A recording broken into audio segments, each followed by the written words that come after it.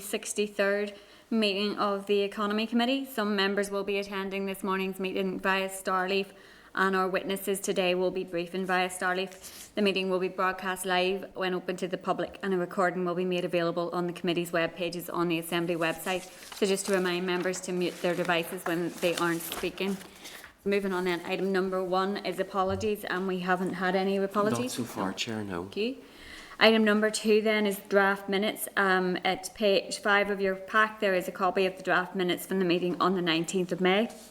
Are members content that those are an accurate reflection of the meeting? Agreed. Thank you. Thank you. Moving on then, item number 3 is Chair's business. There's a clerk's memo at page 3 of table papers and a presentation at page 6 summarising last week's informal meeting with Enerchem Solutions regarding their agri-waste power generation solution. The slides from Enerchem are commercial in confidence, so those should not be shared. So just out of that meeting, we have a few actions to ask members to agree that we write to the Economy, Finance and ERA Ministers as well as Invest NI to advocate for an impartial study to be funded. An impartial study would be conducted without Enerchem and would seek to prove the technology and process. Therefore, the committee would not be seeking a commercial advantage for one particular company. So are members content with that approach? Yep. Thank you, Chair. Thank you. So moving on then to item number 4, it's our departmental briefing on the review of level 4 and 5 provision in HE and FE. There is a clerk's memo at page 16 of your pack. There is a clerk's memo from the informal meeting with Ulster University at page 19. There is a clerk's memo from the informal meeting with Queen's at page 23. A clerk's memo on the informal meeting with the colleges at page 28. A House of Commons Library briefing paper on level 4 and 5 education at page 23. A copy of an independent review of post-18 education at page 54. A copy of the UK Department of Education's review of level 4 and 5 provision in England at page 270, an updated clerk's memo at page 28 of table papers, and a copy of a written briefing from the department in January on the review at page 31 of table papers.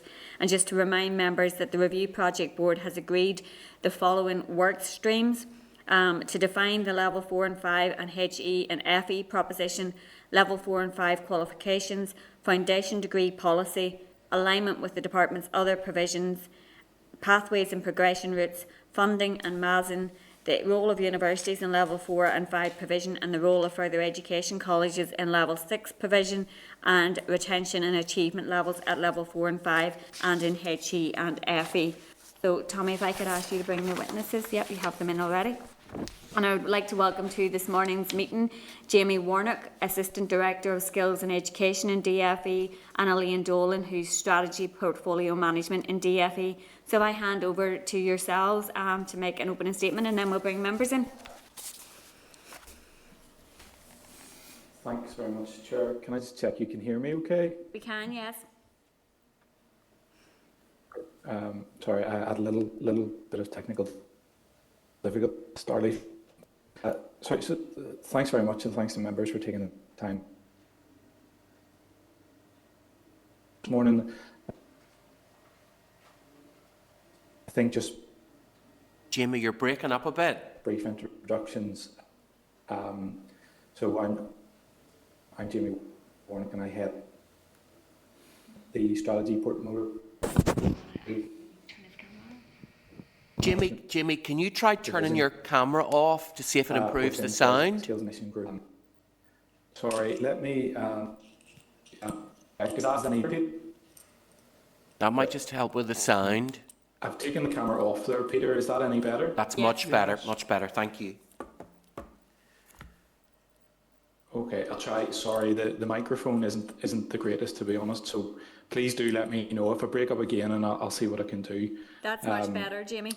So sorry, just okay, great. Well, hopefully that'll be the technical difficulties behind us. Fingers crossed. No, I was just in the middle. I head up strategy portfolio management within the department here, and really what we do is we work on a number of cross-cutting skills and education issues, of which this review that we're here to talk about today is a really key one that we have currently on the books. And with me this morning as well then is Elaine Dolan, and Elaine heads up the HE and FE and widening participation branch within the department. So I'm the SRO for the project, and Elaine is the project manager. So just in terms of the opening statement, I'll take a few minutes really to outline the context and the rationale behind this review, and then I'll pass on to Elaine to update you on the work that has taken place to date. The work really got underway in earnest at the beginning of this calendar year. So I think the best place to start is just to be clear on the definitions in terms of what this piece of work is looking at, because I think some of our initial work here has really highlighted that Level 4 and Level 5 and HE and FE isn't particularly well understood, and I think it's just important that we be clear. So Level 4, Level 5 qualifications are really the qualifications which sit between A-levels and undergraduate degrees, and we've heard some stakeholders describe it as the missing middle, where GCSEs, A-levels and degrees are very well understood, but this piece in the middle doesn't tend to be quite so well known or understood out there. I think it's also just important to note as well the slightly wordy title here of a review of Level 4, Level 5 and HE and FE. The reason that's there is that we are also looking at, as well as Level 4 and Level 5, which is very much the focus, we're also looking at provision at Level 4 and above, right up to degrees and masters, which are delivered at the FE colleges. So they're an important part of this review as well. So Level 4 and Level 5 provision and HE and FE have a really significant role in delivering the skills that the economy needs, and also a really important role in widening access to higher education, particularly for those from disadvantaged backgrounds. So it is a really important area for us in the department. And the reason behind commencing this review, I know it's noted in the written briefing that was provided to the committee, but I think just to emphasise here, the issue. Apologies, my microphone is playing up here. The issue really is that in terms of full-time enrolments at this level for HE and FE, back in 2016-2017, those enrolments peaked at 4,200 full-time enrolments. But ever since then, we've seen a very steady decline. And in fact, in the current 2021 academic year, enrolments are now down to 3,323. So quite a steep decline here, and I know certainly in our engagements with the further education colleges, they find that particularly concerning, and in particular for some courses, they believe it's becoming a threat actually to the sustainability of provision at this level, as course numbers drop to a level where it wouldn't be sustainable in the future to maintain them. So that's a big concern, and I think set against that, there's a massive economic challenge, because the skills barometer would show us that Level 4 and Level 5 is a very undersupplied area for the Northern Ireland economy. It's somewhere around 1,500 qualified individuals that are undersupplied in the economy as at the last skills barometer, which of course was 2019, and work is underway to refresh that. As part of this work, we have had discussions with the Ulster University Economic Policy Centre, who deliver the skills barometer for the department. And the academics there have suggested that there's no signs that undersupply at Level 4 and Level 5 is going to go away anytime soon. And in fact, they think it could continue to grow. It should be noted that the impacts of COVID, we've evidence to suggest that those impacts will be disproportionately felt by young people, and particularly by those at the lower end of the skills spectrum. So again, that just emphasises, I think, the need for work here in this Level 4 and Level 5 space. And in particular, we know that Level 4 and Level 5 has a really important role to play in terms of prosperity and well-being for individuals as well. There were figures actually released by Ulster University earlier this week that would indicate that on average, a person upskilling from Level 3 to a Level 4 or 5 qualification can boost their earnings by 29%, which is a massive increase. So there's real positives here for individuals, and of course an issue for the economy as a whole. So I mean that's just a very brief overview of why we feel that this review is timely and very, very important. And before I pass on to Elaine to give you some more of the detail on the work we've undertaken, just very quickly talk about sort of the project plan and the plans we have in place to tackle these issues. So in terms of governance, we've put in place a project board, which I chair, and that includes officials from right across the NICS. And sitting alongside that, we have a stakeholder advisory group, which has been established. And that stakeholder group, that brings together senior representatives from the further education colleges, from the higher education institutions, from CAFRE, who have a role to play here as well, SIA, and also the student union are represented on the stakeholder board. You've already covered, Chair, the dedicated work streams, which we've set up to look at, so I'll not repeat those at all. But just in terms of setting out the overarching plan, we would plan to complete the bulk of this over the remainder of this calendar year. It takes us probably into early 2022, and after some consultation we would plan that a final report would be made available in spring 22. So that's a very quick overview of the review, and I'll pass over to Elaine now, who can give you an update on some of the work strands that have got underway already. Thank you, Jamie.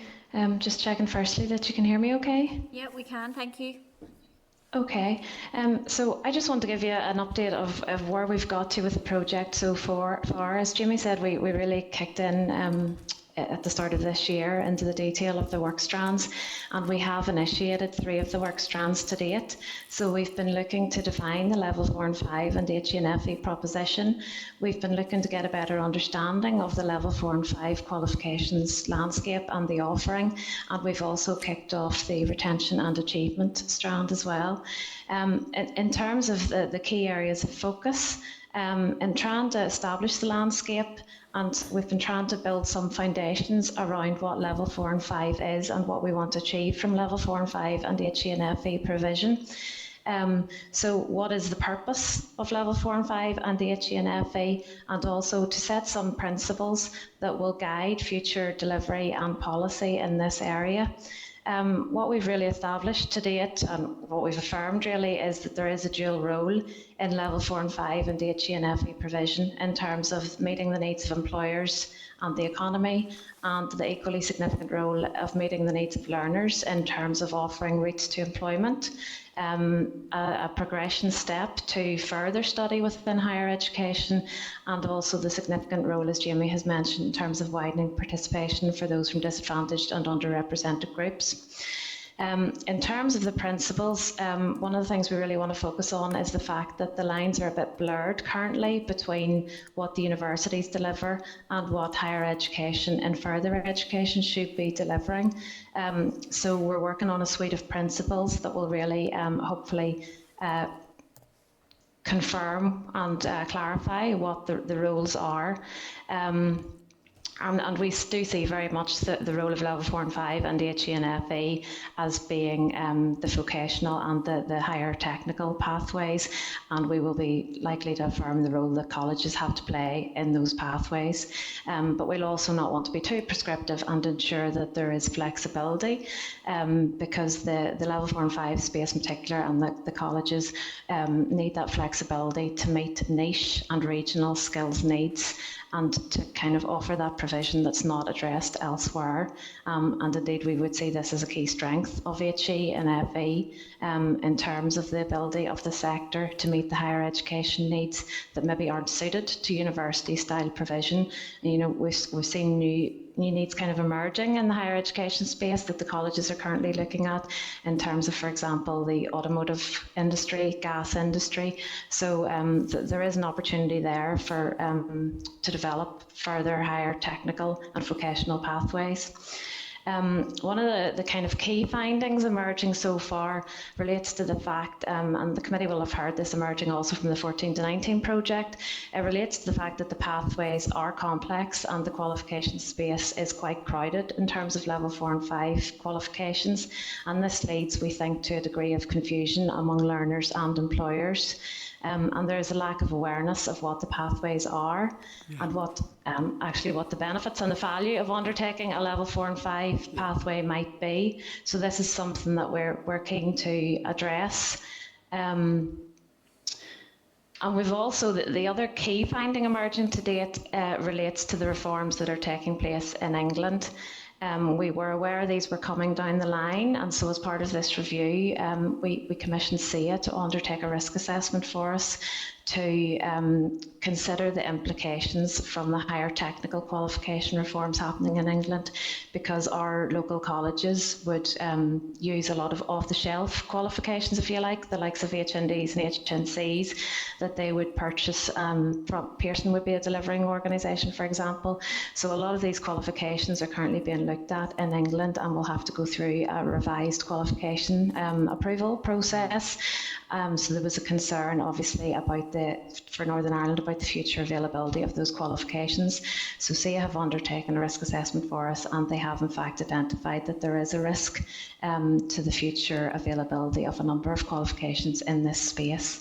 So that's also one of the key findings emerging to date that we will need to consider and look at how we can address that risk.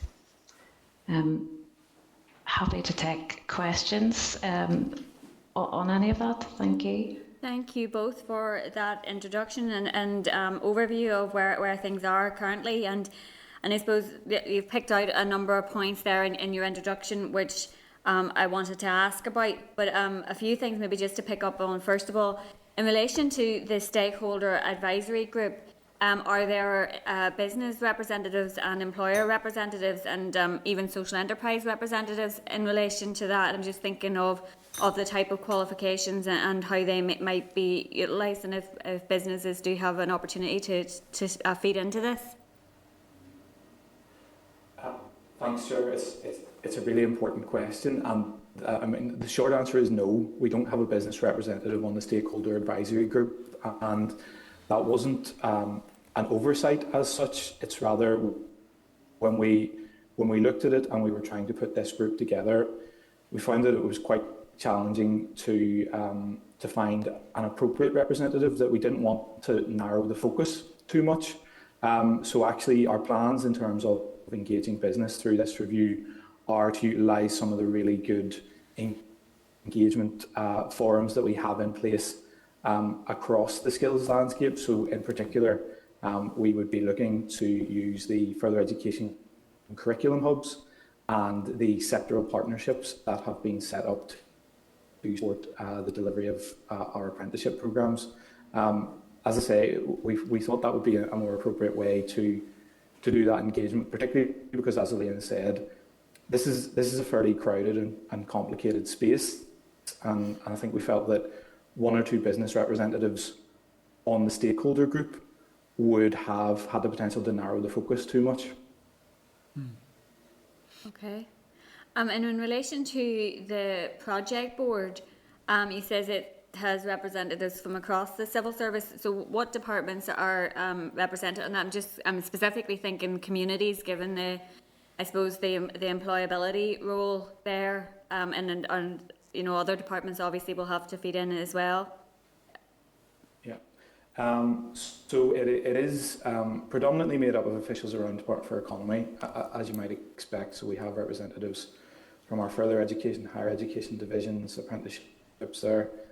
We have a representative from DERA there in respect of CAFRE and their work. And as I say, CAFRE directly have a rep on the stakeholder group as well. We don't have communities there. Actually, now as part of my role, I sit on the Employability NI programme board as well. So I sort of act as liaison across the suite of programmes, but it's certainly something we could consider. I mean, the project board, it is a live structure as such, so it's something we could certainly take away and consider if communities could take part there. I'm just specifically thinking, I suppose, of the economic recovery from COVID and how we need to have, I suppose, really joined up working between departments in relation to, getting people back into work. And I would, I'm glad to hear DAERA is represented, but I would be thinking of that beyond just their role within CAFRE. In terms of the kind of green recovery aspect to things, and the opportunities within that sector and the need for skills development in that sector. Is that something that is being broadly considered within the scope of this review? Is specific areas of skills being looked at, or is it provision just in the broadest sense?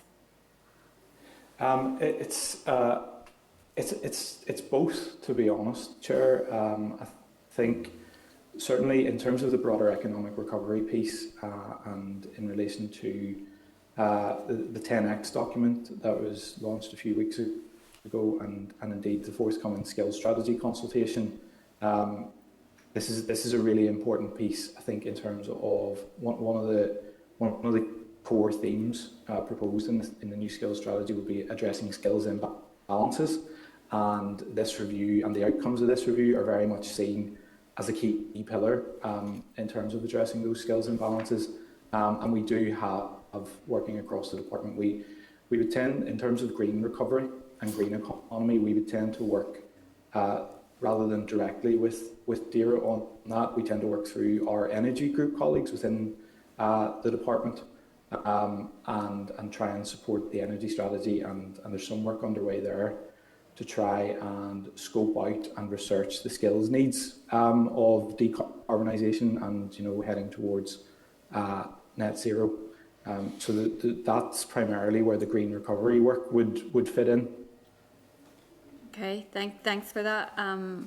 And the Assembly passed a motion earlier in the week around a Green New Deal, and one of the points I think that's really important in terms of a Green New Deal is it brings together all the various work streams. Yeah. And I think that's something certainly maybe we should reflect back to the department in terms of coming out of this meeting. Just a final question for me is around the careers piece, because it's something that's often raised with us in the committee over our kind of skills work over the last number of months, is, I suppose, the lack of fit for purposeness of careers provision still. So I just wonder, how is that being factored into the review? I know you did mention it, Elaine.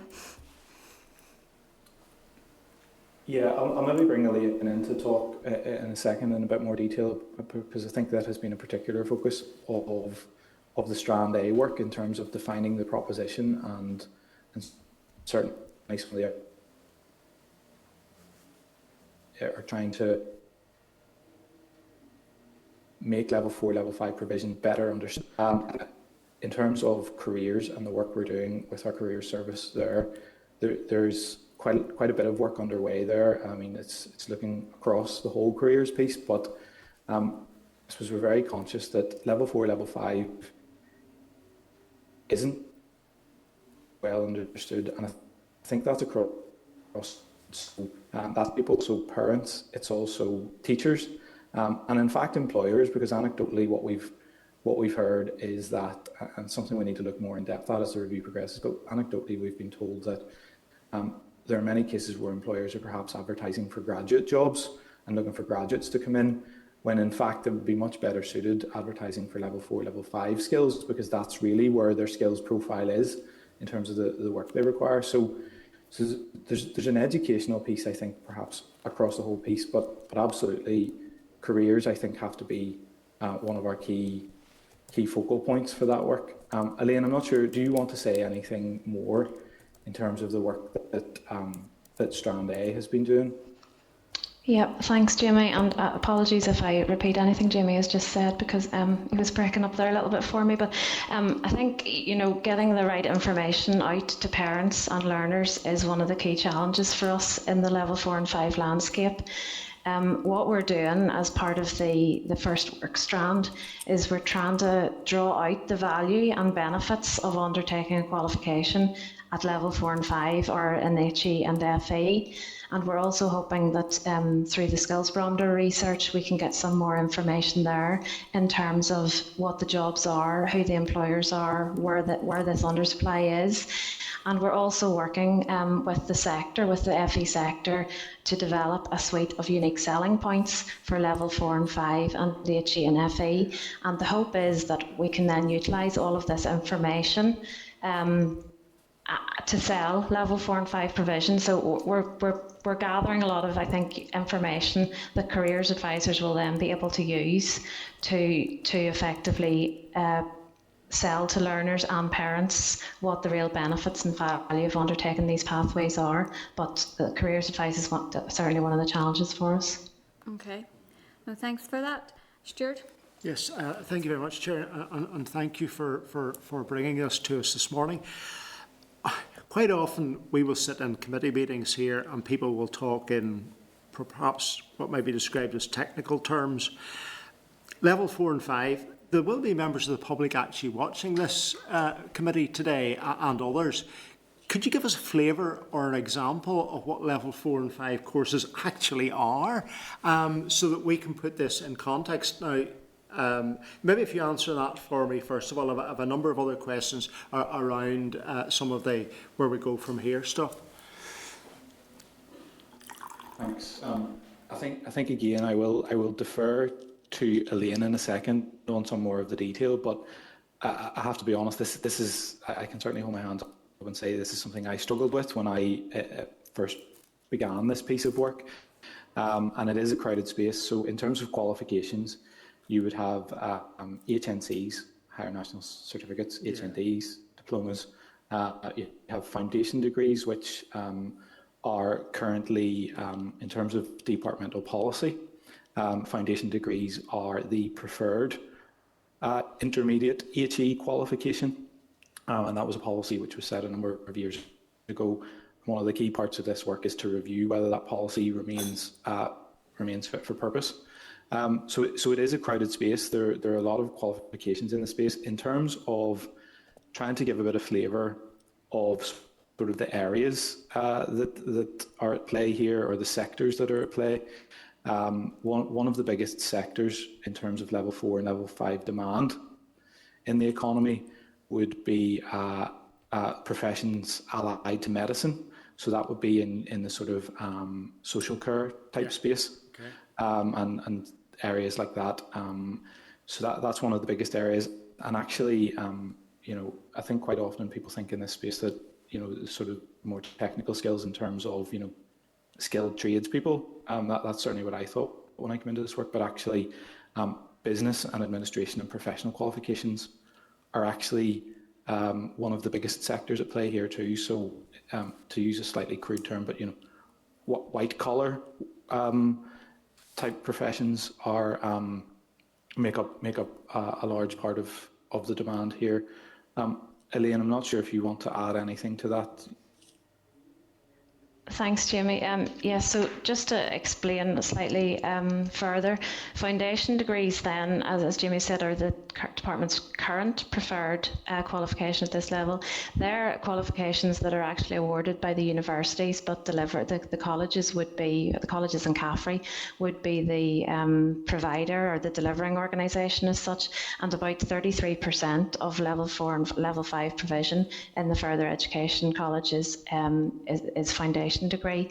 And then the next biggest qualification would be the HNCs and the HNDs, and they make up about 26% of provision at level 4 and 5 in the further education sector.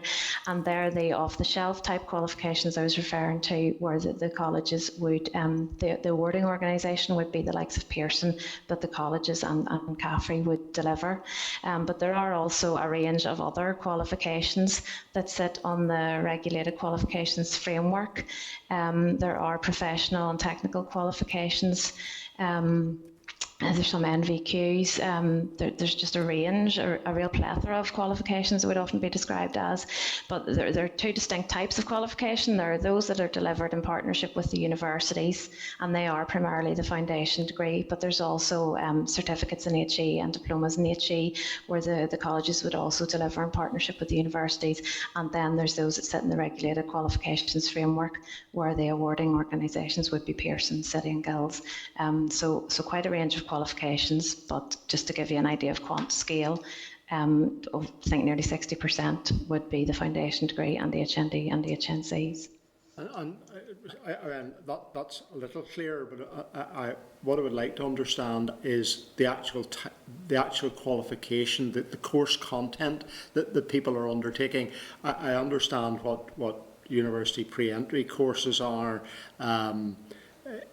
and if they're in the health and allied fields, then that's fairly clear. But for example, HNCs and stuff like that, are these people who are maybe taking a higher qualification, something like gas fitting, plumbing, some of the more technical skills in IT? It's just to sort of try and get a handle on that aspect of the actual courses that on the subject areas, because it goes back to the point that the chair made about the involvement of employers. And I understand that you don't want employers coming in from one sector heavily influencing the outcomes of this, but I think we need to have an understanding of where the shortcomings are. I mean, we have in front of us a House of Commons report which says between 2009 and 2016 there's been a 63% drop in students in these course areas. Now, are you basically playing catch up here, and is this something we should already have recognised as being a shortfall?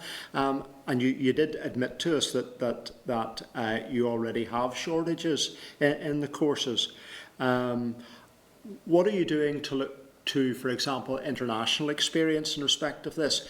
Is it too crowded a field?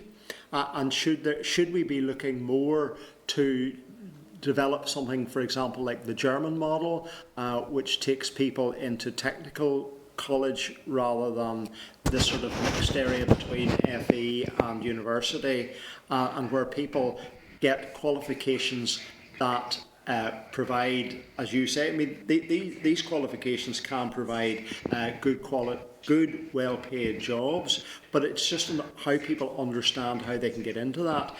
And indeed, going backwards, how does this fit back into the careers choices that are being given to young people coming out of school?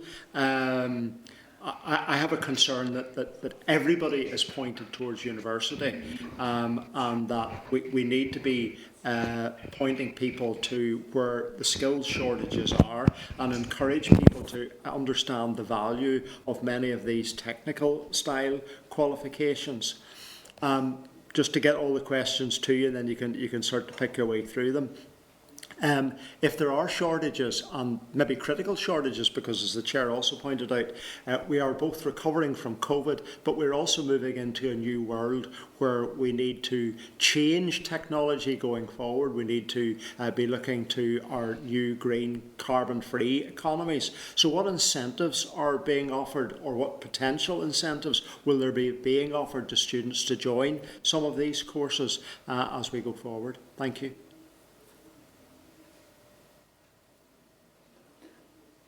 Thank you. Quite a lot to unpick there, and do bring me back if I've missed anything, and don't come back to you on it. But certainly, I think you've hit on a very, very important issue here in terms of defining the space. And I think you said, is it a crowded space, or is it words to that effect? The short answer, I think, in what we found out in our initial work is that yes, it absolutely is, and in fact, the work that we commissioned SIA to do in looking in the qualification space really highlighted that after looking at some of the biggest areas, you have sort of 2 or 3 or 4 quite sort of chunky blocks in terms of sector involvement or qualification involvement, or even indeed awarding organisations. After that, it can become very fragmented and actually quite small scale provision. Now, what our colleges have told us is that you shouldn't overlook that small scale provision because it might be niche, but it has a very important role, perhaps either in the sub-regional context in a certain part of the region, or because it's just a very niche set of skills, and in particular, I was highlighted to some of the automotive qualification pathways there. So it is a fragmented space, and I think that's why it's maybe a little difficult. I think we're probably not explaining in quite the way you want us to here, but I think what might be useful, we did gather, I think, some case studies in terms of looking at the proposition and the value of level 4, level 5 provision. So perhaps it might be an idea if we could send some of those to you in writing after the session. That might actually give a bit more flavour and give a bit more of an idea of where the real benefits are here. Would that be helpful? Yes, that would be very helpful. Sure, well, we can certainly arrange that. And then I think in terms of talking about international practice and in terms of the German model you referred to, I think that's absolutely something that is in play to be considered here. It's something that I know that the Economy Minister has talked about a number of times as well. It's something we want to look at, and I think it's probably important to mention here that this work and this project is very closely aligned to the work on 14 to 19 strategy. Yes. Because of course, level 4 and level 5, we don't see this as working in isolation. We don't see this as let's make level 4 and level 5 gold-plated, perfect. Obviously we'd like it to be internationally recognised and best practice. But if we do all of that and forget about entry level 1, 2, and levels 3, it won't make a whole lot of difference.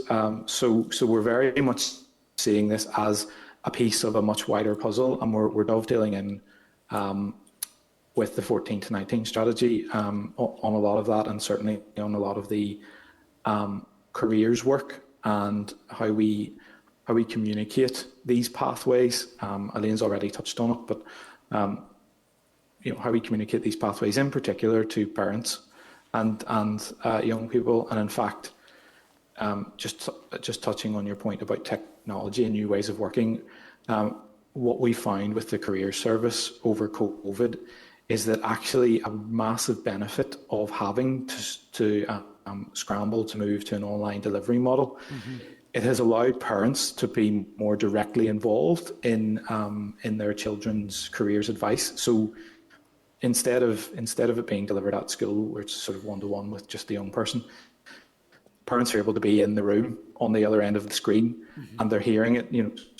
They're hearing it directly from the careers advisor. So that's something I think we would be really loath to lose that learning as we sort of go back to normal in inverted commas. We don't really want to go back to normal. We want to make sure that we embed some of that good practice and some of that learning that we found over COVID has worked really well.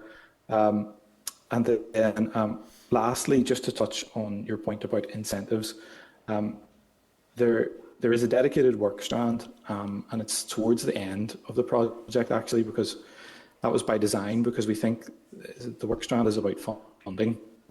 And I wanted to make sure in the design of this project that we had enough information gathered so that towards the end, when we start to look at funding, it's a very, very well-informed view of what is possible there and what are the problems there. And and Elaine, maybe you could touch on it, but I know that there's a bit of a complicated background in terms of student support for those undertaking level 4, level 5 qualifications, and that's something absolutely we want to get under the skin of in this project, and hopefully fix some of those issues. Elaine, do you want to maybe talk about some of the detail there? Yeah, thanks, Jamie. So I think that the main issue is that the student support, as it's currently designed, really only offers this kind of full suite of student support to those students who are undertaking the foundation degrees and the HNDs and the HNCs. So if we want more students coming through these pathways and undertaking a range of qualifications at these levels, then looking at actually what student support is available needs to be considered. Yeah. Thank you, Chair. Thank you. Can I just ask two quick questions? Just following on from Stuart's questions in relation to I suppose the FE and HE and FE provision. Is the awarding powers something that is being looked at in relation to HE provision and in particular, I suppose, the foundation degrees, the HNDs, the HNCs? Yes.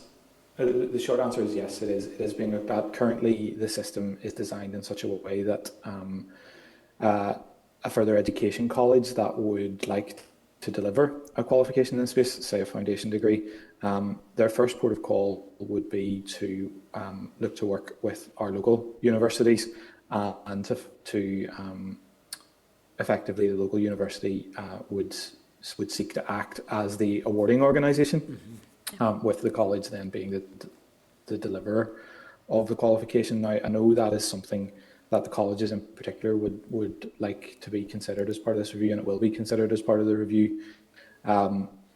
It was part of the foundation degree policy that I mentioned in one of the earlier questions, and that's a part of the policy we want to look at again, just to check, does it still make sense? Does it make sense for our colleges and for our universities? And I think as well, it touches on one of the core themes, I think, underlying all of this work, is that we want to foster and develop much better collaboration between FE and HE, and in fact move away from two separate sectors and move towards a sort of genuinely unified tertiary sector. So that's a very important aim behind this work. Okay, thanks for that. That's good to know. And then the second question is just around the independent review of education that's being undertaken at the minute. Is there, I suppose, tie-in between the 14 to 19 review and the independent review of education, and our DFE officials being able to feed into the review of education? Absolutely, yes. We've had really good engagement from this department with the Department of Education, particularly around the setup of the independent review of education. There were a number of good engagements, and in fact I think between ministers as well, in terms of ensuring that the independent review of education was sufficiently broad in scope to consider further education and higher education issues in there. So yes, there's a very good link there. As I understand it, the independent review of education, they are moving towards the appointments stage for the panel there. So I don't want to put words in my colleagues from Department of Education's mouths, but I would think that panel would be appointed in the very near term, and then absolutely a key part of our work in the Skills and Education Group for the Department for Economy will be in working with that panel to put some of these issues to them. Okay, no, that's good to know as well. Can we bring Gary into the spotlight, please?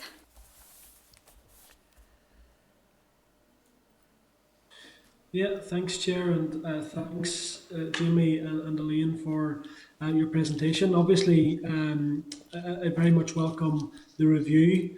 I note that the review is due to be completed in spring 2022. I think that, as the Chair has mentioned, obviously this is cross-cutting across quite a number of departments, not just DERA. I think it is important that the Communities Department has a role, alongside obviously education as well. But just in terms of the review itself, so obviously we're taking into account the needs of learners and the views of the employers, how we reach some of the most disadvantaged within our communities. I think that that's very important. And I suppose that's where my question lies. First of all, is around how do you see this review being able to reach and hear from some of the harder to reach, more disadvantaged backgrounds? Do you see this review taking into account how people possibly want to study and learn differently? So, for example, the Northwest Regional College here within my constituency has put a lot of effort into outreach, doing various courses within communities, going to people where they are, as opposed to people having to go to a formal setting.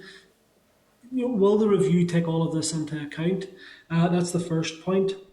The second point, Chair, is around, again, the careers advice issue. And I call it an issue because it has been going on for some time. I know, I think back to, when I got careers advice, I was told, not to go into computing because there's no jobs in it. Which couldn't have been further from the truth. And I know that there's many careers advisors out there who do a good job, but we need to ensure that the advice is up to date, that it's in the 21st century, and that we're going to meet the needs of the employers, not only of today, but of the future as well. So I think that the careers advice is a big issue. And just finally, the review outcomes, according to your paper, it's going to feed into the future skills strategy. Will the outcomes be used anywhere else? Can this can this review be used to, I suppose, shape other aspects of the department? I think that there are a lot of strategies out there at the moment. The 10X document that the Minister launched is very welcome. We're dealing with the economic recovery plan at this minute in time. The Chair alluded to the Green New Deal stuff. There's a lot of things happening. It's important that that's all joined up, and that whatever the outcome of the review, and hopefully it's thorough, that we see action at the end of it. So thanks, Jimmy, and thanks, Elaine, for that. Thank you. I'll maybe take your last point first there, if that's okay. Certainly, we would see the outcomes of this review as being wide-reaching. So, I mean, we've already talked about this morning, just there, the independent review of education, and I suppose we would absolutely like to see a sort of virtuous loop created where we can feed these outcomes in across the board. I think certainly you've raised a really important point this morning in terms of the involvement of Department for Communities more directly in this project, and that's something we will absolutely take away and look at. And again, that absolutely ties to the point is how can we feed this across. I think a general point in terms of skills policies and programs is that it does appear in a lot of areas. So you would see it in programs that Department for Communities are running. Of course, it has very close links to the employability work there, but in previous work that I've done in for instance, the Executive Office, where good relations programs are running, you quite often would find there's a skills link into those programs where they're trying to get into some of the harder to reach or more disadvantaged areas and upskill alongside a good relations activity. So absolutely, I would see this work as having a wide reach, and that's what I'd absolutely want to see. Coming back to the point in terms of engaging those who are maybe further away from the labour market or harder to reach, I think Elaine works very closely with the colleges and with the universities in terms of their widening participation activity. And Elaine, I'll maybe ask you to say a bit more detail in terms of the work there. Thanks, Jamie. So I think there's two important aspects to improving, I suppose, the outcomes for those that are furthest away from education and those that are underrepresented. I think through this project, if we can streamline and clarify the pathways and progression routes, if we can get that right, then I think there's opportunities or learners will be more aware of the opportunities emerging from various level 3 qualifications, whether they be in schools or at the FE colleges, and also for those who've recognised prior learning and not necessarily the qualification. So I think we can make a real difference in terms of increasing participation for those from disadvantaged backgrounds or with special educational needs or disabilities, if we can get the pathways and progression right. The other aspect then is the providers are required to undertake widening access and participation activities. It's a regulatory requirement from the department, and we do monitor that on an annual basis. And there's a current requirement where providers must spend 10% of their additional higher education fee income on such activities as outreach and retention. Obviously, if we could increase the numbers in higher education, in the further education colleges, if we could meet the maximum student number, then that should channel more funding going through to the widening access and participation activities, where the colleges then can undertake that community outreach that you referred to. So I think this project and also what we're doing on the widening access side as well are both relevant to your query. Okay. Guy, do you Thank want you. to come back in, or? No, Chair, that's fine. Thanks, Jamie and Elaine, for that. Thank you. Thanks, Gary. Can we bring John O'Dowd into the spotlight, please?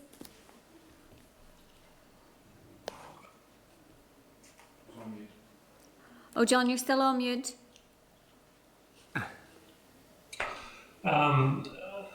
Big clumsy fingers. A lot of the areas I wanted to cover have already been asked and answers given. And I suspect many of the issues are already known and there have been debated and mulled over many, many times. Finding the solutions is much more difficult to this.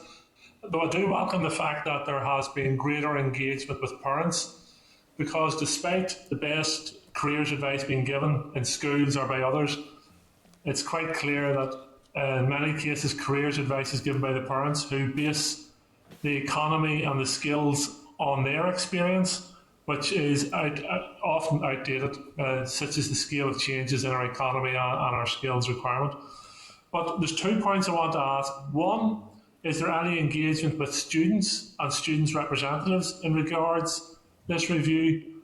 And will the review, I think this was answered in a number of the questions, the colleges are particularly seeing competition from schools, perhaps as a result of the entitlement framework. In fact, as a result of the entitlement framework, and that's not an argument against the entitlement framework, but also universities now as well, entering some of that space and back and forth. So will the review be robust enough to challenge some of the stakeholders in the system to ensure that what we come out of it the other side will be a system fit for purpose rather than a rearranging of the deck chairs? Thank you. Thank you. And those are some very, very important points. So I'll deal with the first one first, which is in terms of engagement with students. So yes, we have a representative from the student union sitting on the stakeholder advisory group, and indeed we've had a couple of conversations there in terms of how we can then hopefully use the student union rep as a gateway into getting more directly into some student views as a review progresses. So I mean, I was in conversation with Pivotal last week, who you may be familiar with in terms of the policy work they're doing in this space. And again, there's a commitment there to continue to work with Pivotal as they're doing some work there. It's particularly looking at the area of students who have migrated out of Northern Ireland, and indeed graduates and professionals who have chosen to work away from Northern Ireland and understand some of the factors behind those decisions being made, and some of the emerging findings there link very much to this piece of work, where it is about developing a better student experience that will either attract our own young people to stay here, or indeed attract those from elsewhere to come here. So that's a really important piece of this. And absolutely, we want to see students directly involved in developing the outcomes of this review.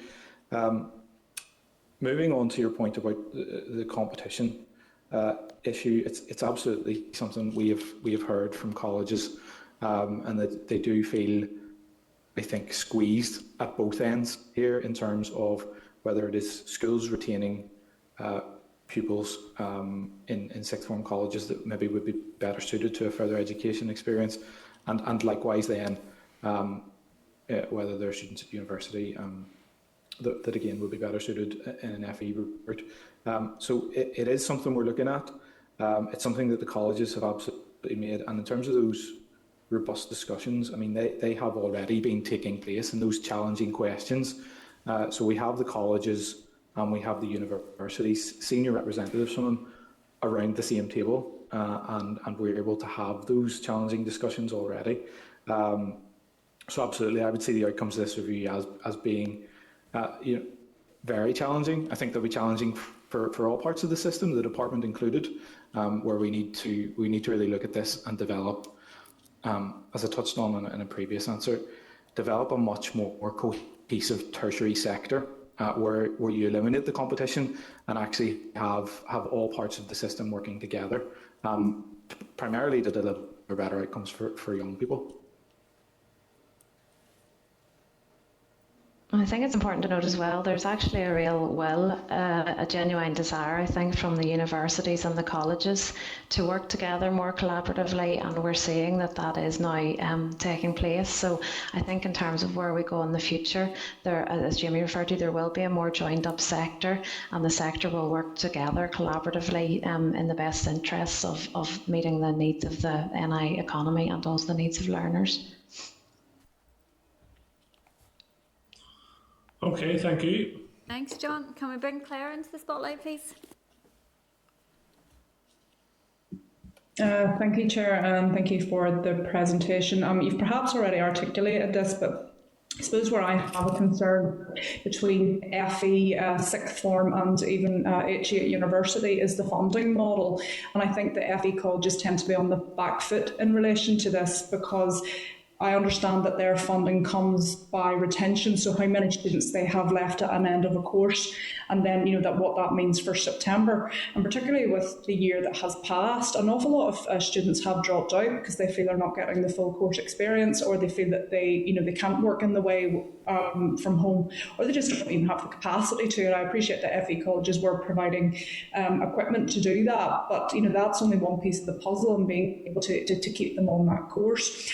So I suppose, when we look at this in the round, and we look at it also in the context of HE and sixth form, I do think that FE is at a disadvantage in terms of what, retention on the courses look like. Some students are dropping out a week before, the term ends, or, in June or July.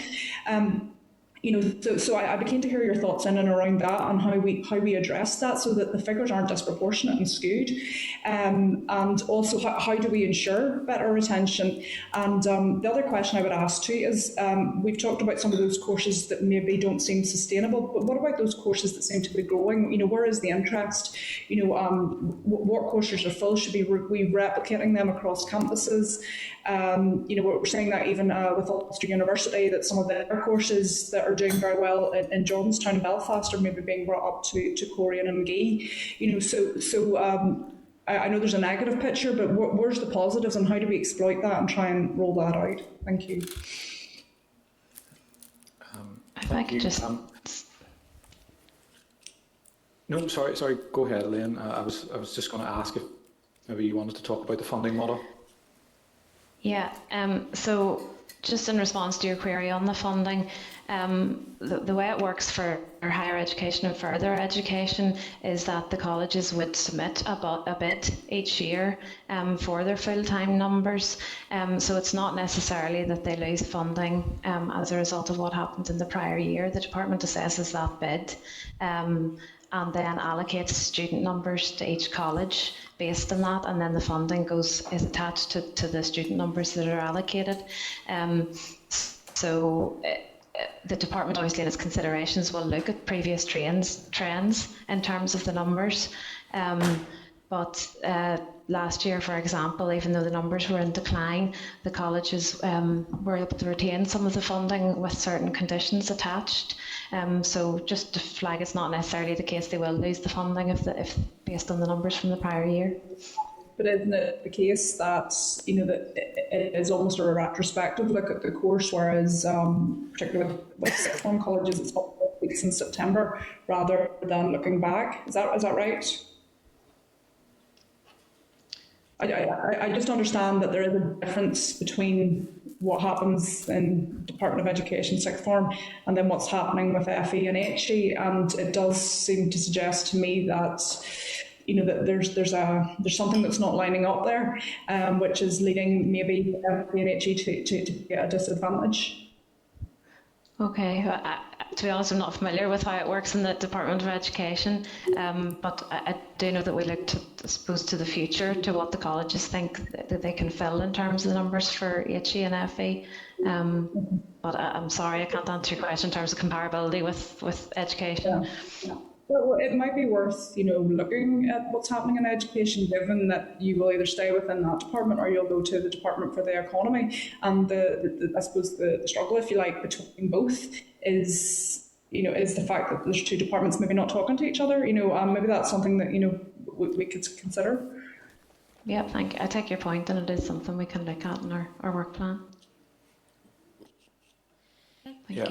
I think that is an important point. We, as I mentioned, we do have a dedicated work stream to look at funding and MASN, which I think would really warrant in there a look at the comparability with the model in education, and certainly if there are issues that we can highlight there and address, I think that would be really worthwhile. I think just to very briefly touch then on your second point in terms of the sort of the areas for expansion, perhaps. Absolutely, we're very keen to do that. I think the problem has been is that there are very few of those areas at present. Now we do, in terms of the declining numbers in HE and FE, we do have some suspicions around what the determining factors are behind that, and actually one of the key factors is actually purely demographics, we believe, because we're right at the minute in a dip in terms of the number of 18-year-olds. So there's obviously a sort of smaller pool, if you like, for the schools, colleges and universities to draw upon. So that is, we believe, a factor behind this. But we expect that trend will start to reverse over the coming years. So again, it's about looking to the future and about making sure our provision in future years can match up to that, and that's a key part of this review.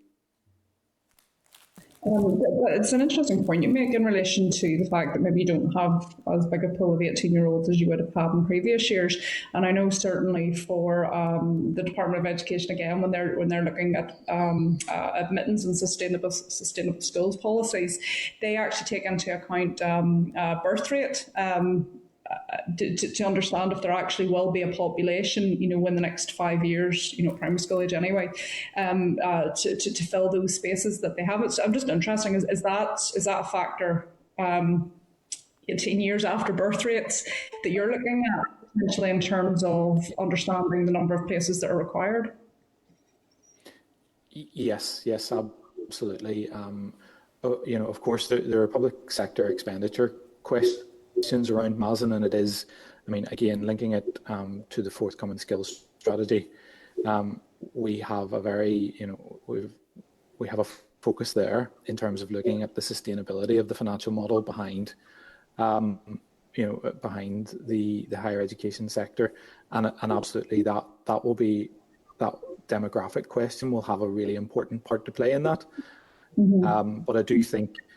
I think just on that point, and I'm sorry if I'm digressing slightly from the topic, but I do think on that point, and in terms of the funding and sustainability model, there is a slight danger that we oversimplify the narrative there in terms of it becoming, sort of just increase the MASN number alongside the population number, when actually and it's been touched on already in this session, you know, the answer here I don't think is necessarily a straightforward more young people going to university. I think and that's where this review, where I think it's very important, is that those alternative pathways have to be seen absolutely as just as valuable and just as worthwhile a pathway for young people. So, you know, rather than looking at it as a a sort of flat increase across the board, I think there's absolutely a role for level 4 and level 5 here to say, well, you know, there's a place where actually we're not utilising all of the MASN in that space. There's slack in the system, if you like, and trying to encourage and trying to advertise that provision, I think, is a really important part of the solution there. Yeah, no, I agree, and I think it has to be proportionate to, you know, the types of people who are actually attending these levels of education. You know, particularly when, you know, the minister's comments around lifelong learning, it won't just be, you know, 18-year-olds. So no, I do appreciate that. But to come back to my original question, are there any courses that you're seeing more demand for, like specific subjects, and is that reflective of, I suppose, what industry wants, or just reflective of the interests of the particular group that's accessing this level of education? I think that might be something we might take away and reflect on. I don't have figures in front of me. I do know, in terms of specific courses, I do know that there has been some growth. Some of the work that SIA have undertaken for us in the qualification space, they noted that OCN, the Open College Network, have seen actually quite a big growth in the level 4, level 5 space over recent years. As I say, it's all in the context of a declining enrolment across the board. You know, so the marketplace has shrunk, but within that, OCN have grown their provision. But perhaps if you would find it useful, we can reflect on that and maybe come back in writing if there are any particular trends there. Yeah, no, I would appreciate that in specific subjects as well. I'm just keen to understand where, you know, where the interest is, and is that something that we then build upon? But no, look, thank you. I'm happy to come back on that one. Thank you, Chair. Thanks, Claire. And can I just pick up on a point there in relation to the MASN? That's a specific work stream of the review. So I was just wondering how this kind of ties into the broader skills strategy work. And are you considering getting rid of MASN completely? And just making sure, and this is a very simplistic way of looking at it, but making sure that the provision is there right across the spectrum of levels, so that, you know, people do know that level 4 or 5 are there. You know, we have lots of young people who can't get into university here and are going to do degrees in universities or colleges in England, when, you know, their best interest may be in taking on level 4, level 5 courses here locally. So how is it that we actually make that happen? I can't speak directly in terms of the thinking at the minute in terms of the HE funding model, other than to say I do think a fundamental look is what is planned there. So I don't think there are any sort of prejudged outcomes, and I do think it's an area where the department will be working closely with the independent review of education, because we see it as part of a holistic look across the whole education sector. So that's I think that's as much as I can say on the longer term thinking around MASN. I think sorry, to come back to your other point in terms of young people sort of migrating for education purposes.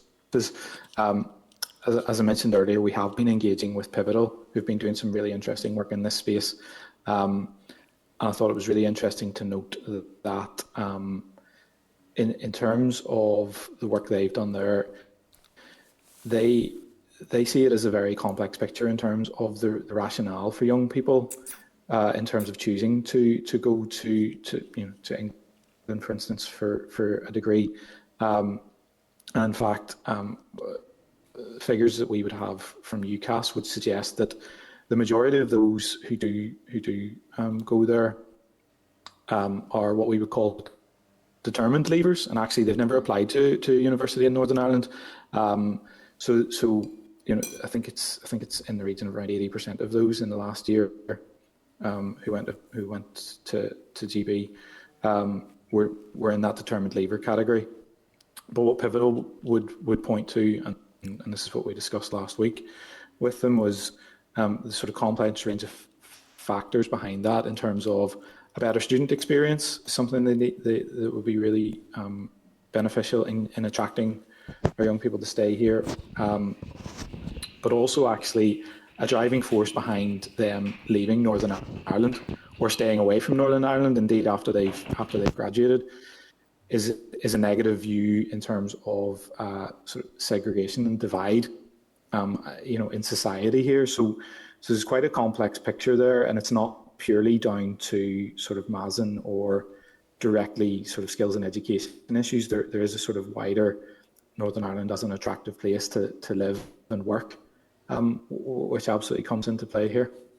No, and I think that is a really important challenge to I suppose all of us in respect of attracting students to stay here, and I appreciate it is a much more complex picture, and my question was very simplistic in that respect, but no, it's useful to get that I suppose overview of that. Can we bring Sinead into the spotlight, please?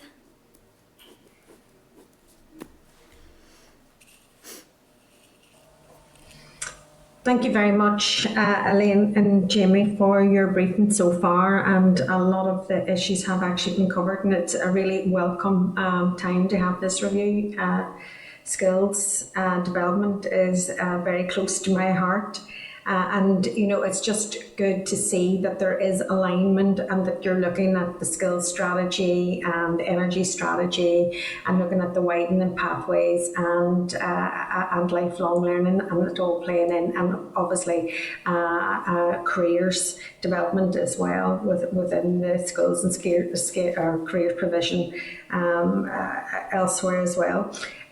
In relation to regional balance, have you looked at the technological universities within the Republic of Ireland and their policies in order to kind of align and bring together that further and higher education through that pathway?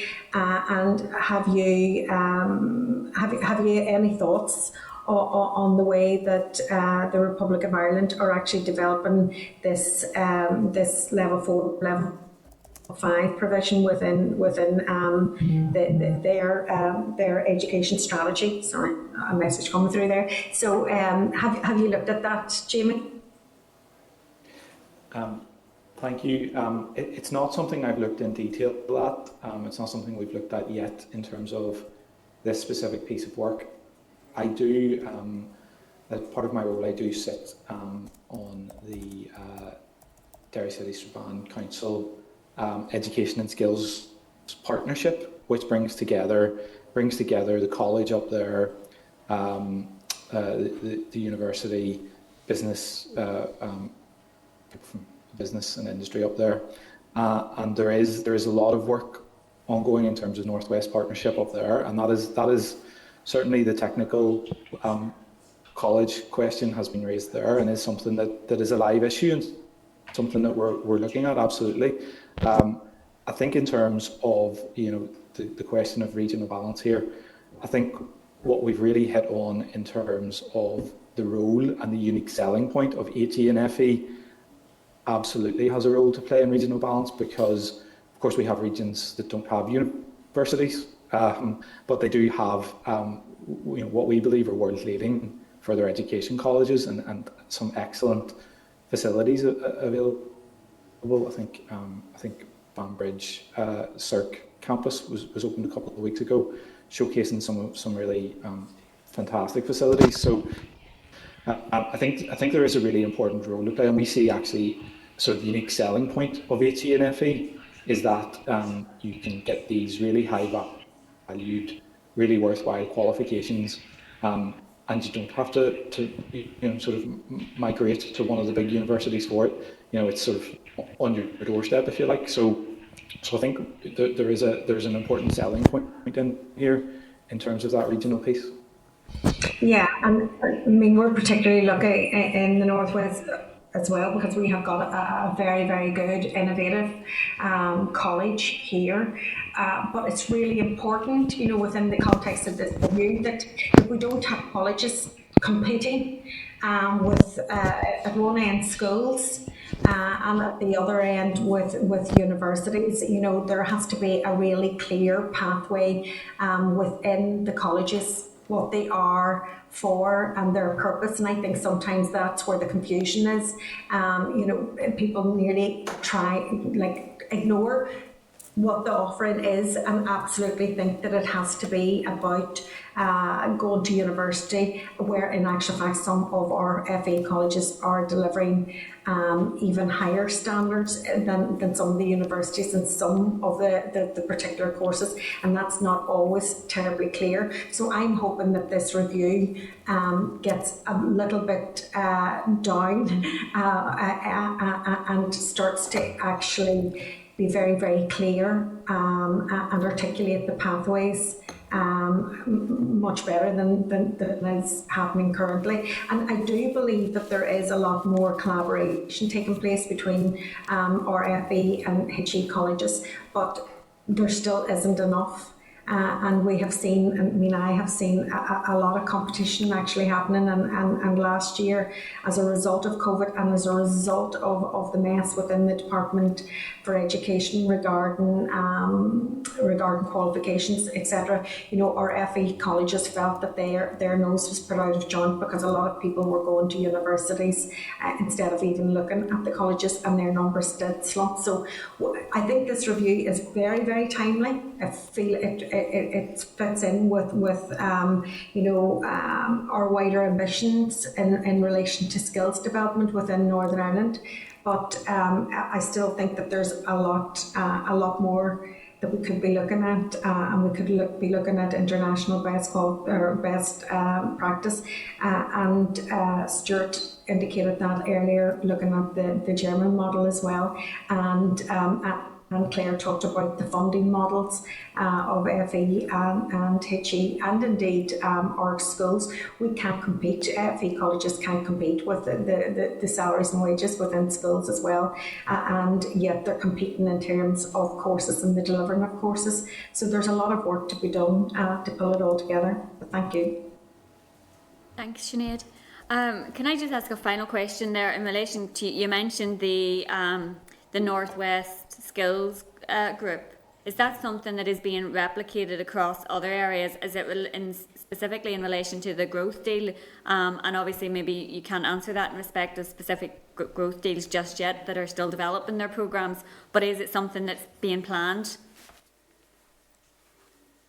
Yeah, there's it touches actually on a really important point within the proposal in the new skills strategy, which is to look at actually the governance of skills in education across the board, and within that the concept of establishing a skills council to sort of sit at the top of that governance structure, but actually then sub-regional skills structures underneath that. So there is a piece of work there to try and streamline and deliver a more effective governance model there in terms of those sub-regional structures. And what we're really keen to do actually on that, and I should say this is absolutely at sort of proposal stages and it's still in discussion, but we've been working closely with the Department for Communities, who have established in the current year local labour market partnerships, which are structures that would sit within each of the council areas, and that would then, I suppose, if you like, provide the on the ground skills and employability intel and knowledge to feed up to the regional structures. So we're working really closely with communities on that, and I think had good collaboration there. And just to touch on the partnership, which I'm a member of in the Derrystrabane area. Yes, it is. It does have linkages into the City and Growth Deal, and as far as I understand it, there are some plans in Mid-South West and Causeway Coast and Glens to maybe have some similar type of structure, and there is a similar structure already in the Belfast region city deal as well. So there's quite a bit out there. If I'm honest with you, I think the governance piece in the skills strategy is vitally important in drawing a lot of those threads together, because at the minute I feel like it is possibly a little bit fragmented. Jamie, thanks for that. That's actually really interesting to know in relation to the local labour market issue in local council areas. Is that something maybe we could seek to get a wee bit more information about, Peter? So look, I don't have any more members coming in for questions at the minute. So look, thanks very much for the update. It has been very useful. Thank you. Cheers. Thank you. Okay, do we want to pick up on any issues now, Peter? Chair, I have a number of issues that members have asked for specifics on. Those will go into our Dallo readout, but also some just general issues and concerns members have raised more broadly that might be worth flagging up to the Minister as part of the scrutiny of what we've heard so far, if members are content. Yeah.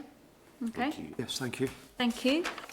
Okay, so we're going to move on then to item number 5, which is our briefing from NI Tourism Alliance on an update on the tourism recovery. There is a clerk's memo at page 290 of your pack. There is a clerk's memo from the meeting originally scheduled for the 10th of May at page 294 of our pack. There's a written ministerial statement from TEO on decisions of the executive and COVID-19 restrictions at page 298. An update from NITA on the regulations for the 24th of May reopening at page 300, and an update from NITA on international travel at page 308. And I see Joanne's already in the spotlight there. Good morning, or are we still morning? Yeah, we are. If I hand over to yourself, Joanne, and sorry for keeping you waiting there. The last briefing ran over. No problem. Good morning, Chair, and thank you for the opportunity to brief the committee today. Obviously, this is a great week. We got most of tourism opened up on Monday, which is brilliant. So all of the rest of tourism accommodation, and we're starting to see museums opened yesterday, attractions such as Titanic opening tomorrow. So by the end of the week, we'll have most of the industry open. Demand is looking good, particularly from the home market, which is really encouraging. And we're working towards now the 21st of June, which we're hoping will see the reopening or restart of business conferences and exhibitions, and the opening of theatres and the arts sector, which is a really important part of creating that full experience for people who are visiting. So it's been really positive. There are some challenges which I'll just quickly go through, and then happy to take any questions. So I suppose following the briefing that you have just had, one of the real challenges is skills and accessing talent for the tourism, travel and hospitality industry. Obviously, you've heard with the opening of the pubs and restaurants that there are a lot of organisations who are trying to recruit people. But we're also seeing that within the hotel sector, within the coach sector, particularly drivers, and food and beverage for the likes of attractions, etc. So we have a number of attractions that would provide food and beverage. So the skills is a real challenge. We obviously work with the Hospitality and Tourism Skills Network, which is managed by Roisin McKay. She's been working very closely with the department on the skills strategy. And again, I think it may be worth at some point in the future for you having an update from Roisin with regards to what is being done to attract people back into tourism, travel and hospitality, but also about how we develop the skills of people that are already in the industry. The other challenge then is the capacity restrictions. Obviously, we're still working with social distancing mitigations, and that means that particularly for the likes of indoor attractions, you're only able to operate at 30% capacity. That also will affect things such as the Giant's Causeway, where you've got the visitor centre. So that does put a constraint on those businesses to get the volume of visitors through their doors. We're waiting then with interest of the announcement from Boris Johnson with regards to the lifting of all restrictions in England, which is expected around the 21st of June. And we'll see what that says and how that may then apply across into Northern Ireland. The other challenge that we're now sort of working through is the guidance. Is slightly different from last year. So there has been quite a bit of work working through the regulations, which we only got a few days before we were due to reopen. So there have been some changes to the likes of contact tracing, the likes of table service only, not just in restaurants, but in cafes, etc. So it's just, as it was before, just making sure that that all the regulations are being followed. The other issue then, and I'm sure if you listened to the Nolan show or talk back yesterday, obviously we have been raising the issue, and you will have seen these on my updates, with regards to the guidance on travel within the common travel area. That changed from Monday, where there is... you could travel for any reason, but there is different advice depending on the reason that you're travelling. So if you're visiting family and friends, you don't need to self-isolate on your return to Northern Ireland, but the advice is to have lateral flow tests. But obviously if you're travelling as a visitor from a tourism perspective, then the advice continues to be that you self-isolate for 10 days. This has caused a lot of confusion for people, and we've been engaging with the department. We've obviously written to executive ministers and the Minister of Health with regards to this advice and asking for it to be reviewed. Obviously we would like to see that travel was permitted throughout the common travel area without the sort of the guidance that's been put in place. The biggest thing that it causes for us is the inability to promote Northern Ireland outside of Northern Ireland.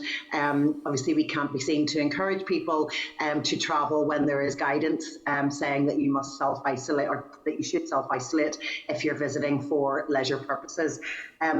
This will have a big impact on the demand for this year, although we've seen great support from our home market and lots of staycations, that will not sustain the industry. We need our visitors from GB, we need the visitors from the Republic of Ireland, and then obviously later on in the year we would hope to be able to welcome international visitors. So, so that's a big challenge, and obviously we know that will be reviewed again tomorrow. So all of those just go towards the challenge of financial viability for businesses.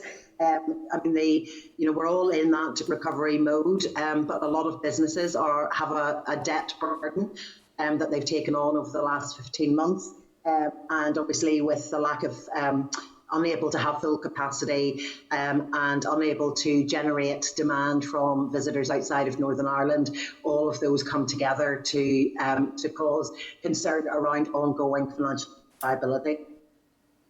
But in another positive note was the launch by the Minister of the 10x economy, the economic vision, and we were delighted to see that really for the first time, tourism was seen there as the central plank of the place theme, and the importance of tourism to really generate, to encourage people to come to Northern Ireland, not just to visit, but to work and to live. And we're looking forward to working with the Minister and the Department on the development of that moving forward. So those are just my opening comments, and obviously happy to take any questions. Joanne, thank you very much for that. And I suppose just to pick up on the common travel area stuff, first of all, my understanding is that that's, in relation to the health advice, and that's where the issue currently is. So happy for the committee to write to the Health Minister and just seek some clarification around that as well, if members are agreed. Yeah, absolutely. And then I suppose just to ask a couple of questions. In relation to the holiday at home voucher, have you had much engagement in relation to how that's going to roll out, and how it's going to actually work for tourism providers? Not really, other than what is in the public domain, Chair. So we know that that will be the autumn, really, that that is going to be in place. It will be a first come, first serve, but we're not aware of how much of a fund is available so that you could even sort of work out how many people that would be for. But we do know that it's £100 towards a 2-night overstay. Stay at home, and also there will be £20 or up to 50% towards an experience or a visit to an attraction. So it means that you can create a nice break with some activities in that. But other than that, we're not aware of exactly how it will work. Yeah, no, I guess I asked the question because we're not particularly sure either, and I guess we do want to get some answers to some of those things that you've just pointed out there yourself, in particular how the first come first serve bit is going to work, and also in relation to the attractions that can use it. Is that anything? Has there been any kind of discussion around that bit of it? The actual attractions that will be eligible for the £20 vouchers? Well, it says sort of attraction stroke experiences. So again, there's no definition of what that will cover and what type of activities. So that is something that we're waiting on more information on. No, that's grand. And then just, I suppose, the Lucid Talk poll recently showed, what was it, only 31% of people would consider going abroad this year. Now, maybe that will change over time, but I suppose that kind of shows that there's huge potential there for the staycation market. So just wondering, is there a strategy from yourselves and to how to maximise that? Yes, I mean, I think, there will be people who will want to go abroad and others who want to leave it maybe to later on the year or next year. So obviously Tourism NI have kick-started their campaign to encourage people to stay at home. And what I will say is a lot of the tourism businesses have looked at their products and services that they're providing and making that for more towards the domestic market, maybe rather than the international market. So, and we are seeing good demand, but as I say, there is a concern that although the home market will be very good, it will not be able to replace those visitors from outside of Northern Ireland that we would normally, have to take us to a £1 billion industry. Yeah, no, I appreciate that. And then I guess the issue that you mentioned around skills, and have seen a fair wee bit in the press around that this week as well, difficulties getting people for positions and all of that, something we would like to probably explore with you in more detail at some point as well, kind of fit into our broader skills work. So that's something maybe we can come back to you in respect of.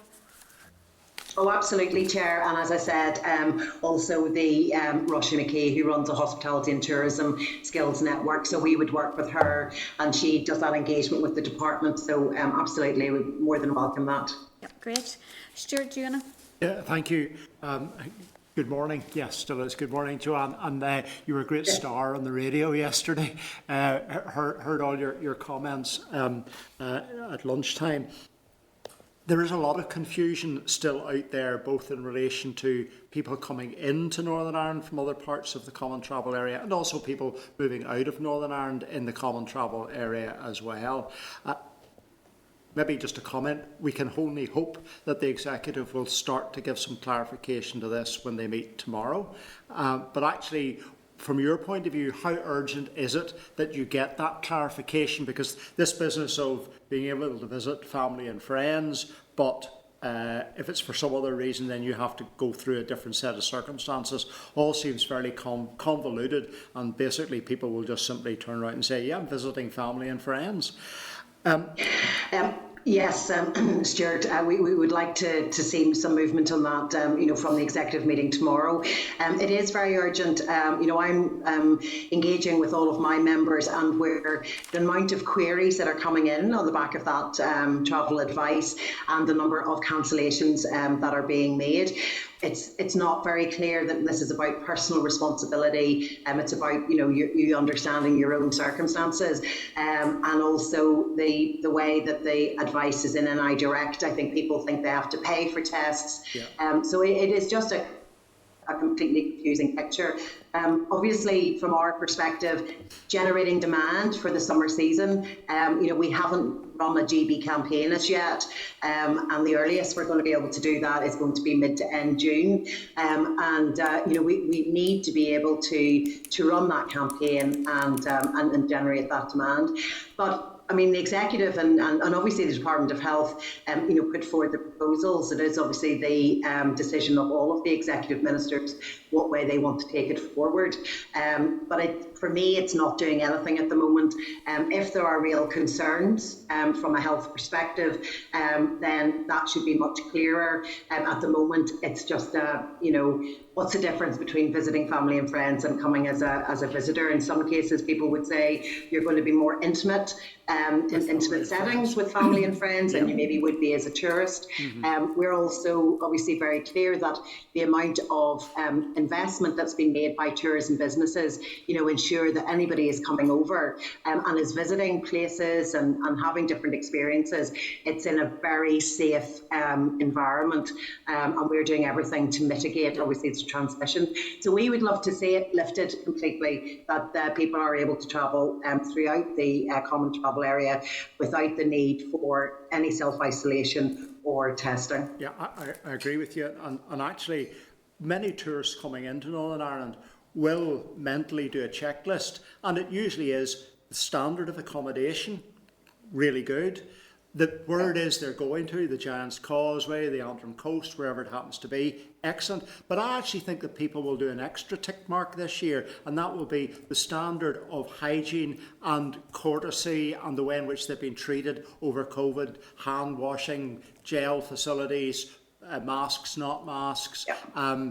All of those things, tourists will also pick up and notice as well. We have a very high standard of that here, and we do. I think it is important that the industry that rightly does what it does, and that we should indeed arguably market some of that as well. Even more confusion, lateral flow tests, which are required for some travel arrangements currently. In England, they're free. Anybody can walk into a local community pharmacy and just pick up half a dozen. Most chemist shops will hand them out to you. In Northern Ireland, as my understanding is, you have to buy them. In fact, they're not available in Northern Ireland except possibly through some employers. Well, funny, I've just been engaging with the department on that, and actually I've suggested some changes to the NI Direct wording. You can get free tests, but you have to order them through the gov.uk site, and they will send you 7 tests out. So, and that's not very clear. And actually, I was sent a couple of queries yesterday where people said, it's going to cost me money for the tests. So I am not aware from a community pharmacy perspective, to be honest, Stuart, but I do know that you can order online free lateral flow tests, which are obviously completely different from the PCR tests. Well, yes, but I do know, speaking to colleagues in England, that they are definitely freely available in community pharmacies. That's how many of them are being distributed. Now, granted, it is actually in the Liverpool area, so that was probably one of the areas where around Christmas they were doing a lot of extra work, but they are available on that front. Well, I would appreciate then, Stuart, obviously, if maybe you could, as the committee, maybe raise that with the Minister, because if we had something like that, that would, again, it just makes it so much easier for people to pick them up. We know those tests only take, a few seconds, and then you get your result. So that would be fantastic. It would. The other thing then is, and I suppose in a sense this isn't directly in your area, but you will receive queries about it. It's the whole issue of vaccination certificates from Northern Ireland. I asked the First Minister in the House 2 weeks ago what was happening in respect of that, because NHS UK have got an app. Now, it's not the COVID app. Everybody in the rest of the UK, apart from Northern Ireland, has got an NHS app. So it contains information about your GP and pharmacy and prescriptions and all sorts of stuff. And quite simply, they are adding COVID vaccination certificates to that. So if you live in England and you want to prove that you've been vaccinated, you use your NHS app. We don't have an NHS app in Northern Ireland. The First Minister seemed to think that I was asking her something about adding it to the Northern Ireland COVID app, which is simply not a practical proposition, because technically that's not what it does. I then wrote to the Health Minister, and I've got a written answer from the Health Minister in relation to vaccination certification. What he told me was that they are in the process of procuring secure printed vaccination certificates for people who want them, but they're not ready or available, and they're really not still quite sure how they're going to make them available in Northern Ireland. Is that not going to be very frustrating for people?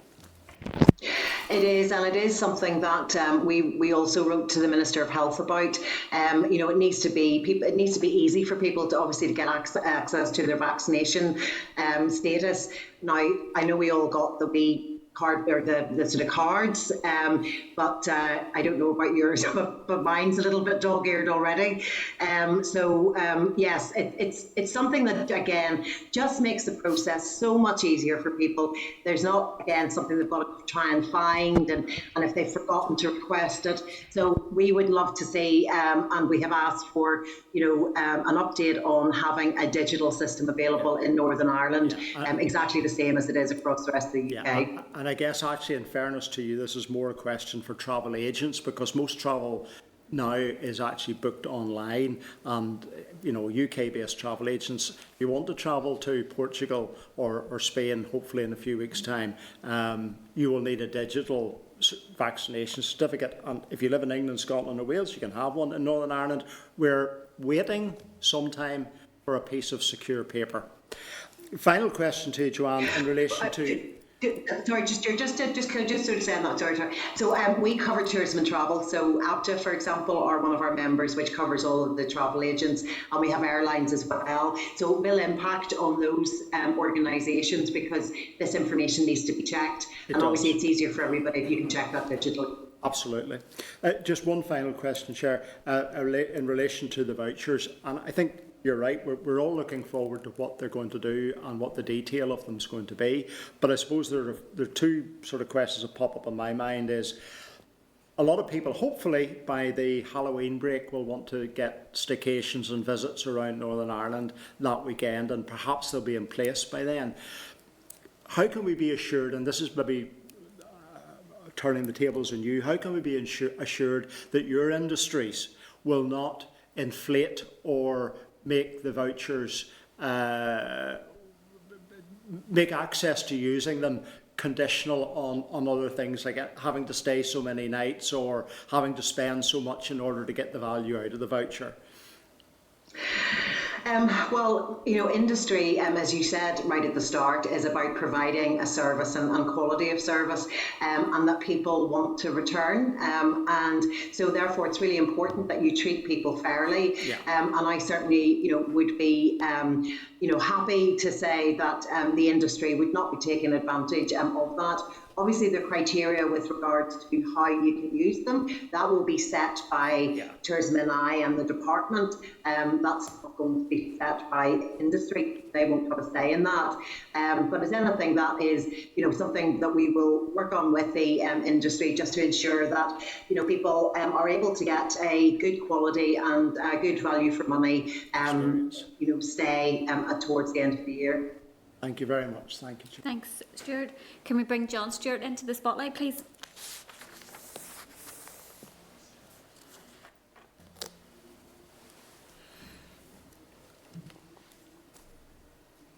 I can't hear anything. John, you're on mute. I did press it. Sorry, I'll start it again. Thanks, Chair. Thanks, Joanne, for your presentation. I'm assuming you can hear me now, okay? Yeah? Yes. Yeah, good stuff.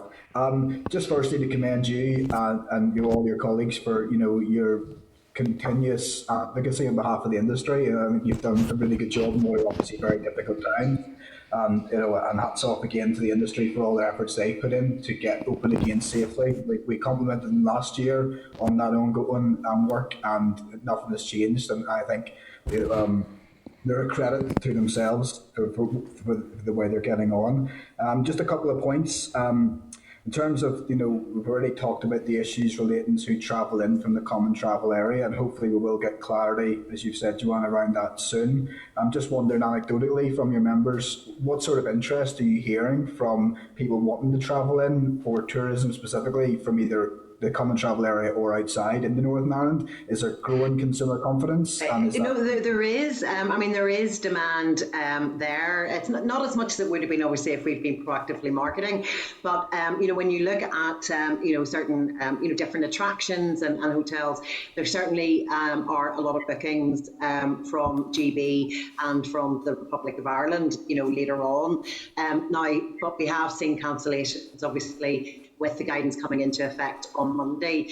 So we've yet to see what the impact will be. But I say, without being able to generate more demand, that is a real concern for the industry.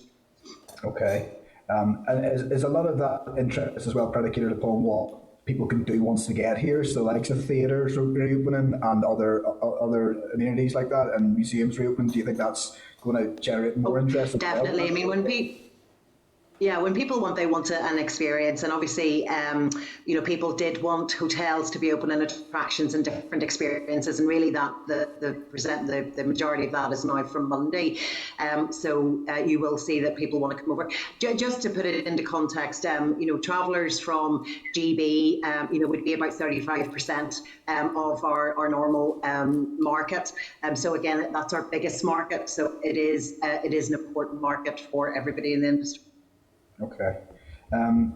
Moving though to what will no doubt be a massive part of the industry this year, and that is the stay-at-home message, and the staycations. And the Chair and Stuart have touched on the home holiday voucher scheme. I'm just curious, Joanne, to get your feel for how you think that should be rolled out. If you could get a message to the Minister, I have no fears, by the way, maybe that the industry will abuse that in any way. I think, given the way they've handled themselves, they will use it to strengthen the industry and to provide people with the service and destinations they want to go to. But how would you like to see it promoted and used? And do you think it should be overlapping with the high street voucher scheme to be able to maximise revenue for the sector? I think it's sort of all. We have to see how it does go with the first month or so, and how the bookings are holding up. Obviously, what we want to do is we want to extend the length of the season, and traditionally, from sort of September onwards, it would start to slow down. So I can see the benefit of doing it, towards the end of the summer to help to generate that demand. But I think we do need to monitor this and see if the bookings are holding up. With regards to the high street stimulation package, obviously that will include the hospitality piece. So again, for people who are maybe visiting, a new city or a different, the coast, will want to have a hotel stay, will want to go and do something, but also will want to eat and drink. So, I suppose there definitely is benefit of having all of that together. Okay. Final point from me, Chair, if you indulge me this one, Joanne. It's great to see hoteliers are coming out and saying that they are booked up now and people are starting to have more and more confidence. But there are certain parts of the sector, thinking like independent travel agents and consultants, who are still really struggling. But seemingly the financial support's starting to dry up, if not being closed. Yeah. Do you think it's imperative that supply of financial assistance remains while certain parts of the sector get back on their feet?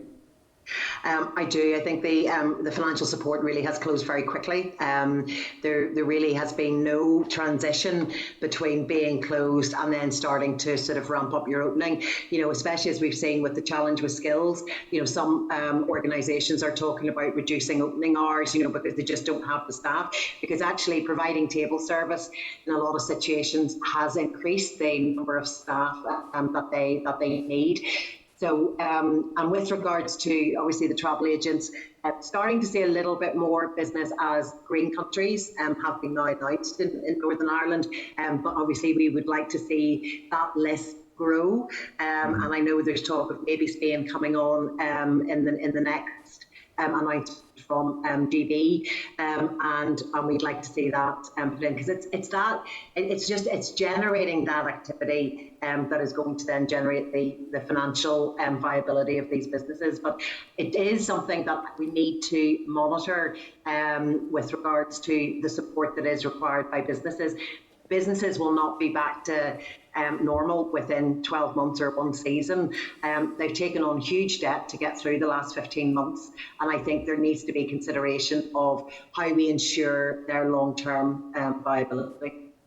I absolutely agree, and I think it would be such a shame, having supported many to this point, that the financial support dries up just as the time they need it, whenever they can see, the end in sight. And I think if there's one thing, Chair, we could maybe do, another thing, sorry, at this meeting, maybe write to the Minister of Finance and of the Economy just to ask what other support mechanisms can be put in place to give that, helping hand until everyone does get back on their feet within the sector. That would be very helpful. But thanks, Joanne. I'll let somebody else come in. Appreciate your time. Thanks, John. Thank you. And Gary into the spotlight, please. Thanks, Chair, and thanks, Joanne, for coming along today. And obviously, like others, I want to thank you and congratulate you and your team for the way in which you've represented the industry, and I think that has to be said. I share your concerns around the travel piece. I think that it's now getting to the stage where there's just no credibility in it. I think that, and even in terms of calls to my office today, the amount of people who are just unsure about the guidance. They can't believe that, well, you can go for family and friends, but when you come back here, you'll have to. If you don't go for family and friends, you come back here, you'll have to isolate for 10 days. And I think it needs to be resolved. And I take your point around it being a political decision as well, because like all of these things, in order for the public to get behind, some of the guidance and some of the rules, then they need to understand what the medical basis for it is. And unless that medical basis is there, then it's very difficult for people to stand over. So I do hope that political parties and the executive on Thursday will get behind the changes and bring that into effect, because it's very difficult to, as you've said, for the economy minister to provide a marketing campaign through Tourism MA and through Tourism Ireland if people have to isolate for 10 days. So that's the first thing. The other thing, it's good to see a lot of the industry open. Obviously, on Monday there was a lot of excitement, particularly the hotels. Any that I have been in, I was in one in Belfast on Monday, and the atmosphere was fantastic, and it's good to see people out and about, so we need to encourage that. The executive meeting on Thursday, Joanne, what other, I take it there's a number of priorities, okay? The financial assistance being one of them, but are there any other particular priorities that you would recommend that, look, the executive on Thursday, you need to get this sorted as a matter of urgency? What would be your sort of the top priorities that you would make in the case for to that executive on Thursday? Okay, obviously we'll take out financial and travel if we say those obviously are my top priorities. But obviously about having clarity on the guidance and getting the go-ahead for the 21st of June for the restart of conferences, exhibitions and the art sector is really critical. And we want to be in a situation where we have the guidance well in advance of that opening date. So that is really important. The other thing is around what is the plan to try and reduce the necessary mitigations? As I've said, obviously currently the capacity for all organisations is much reduced to what they would have normally had pre-COVID. Now, I absolutely understand that the health, and we have to ensure that we're not doing anything that would, put anybody at risk or increase the transmission. But it would be good to see what the plan is from the executive with regards to, again, following on from maybe what England are going to do,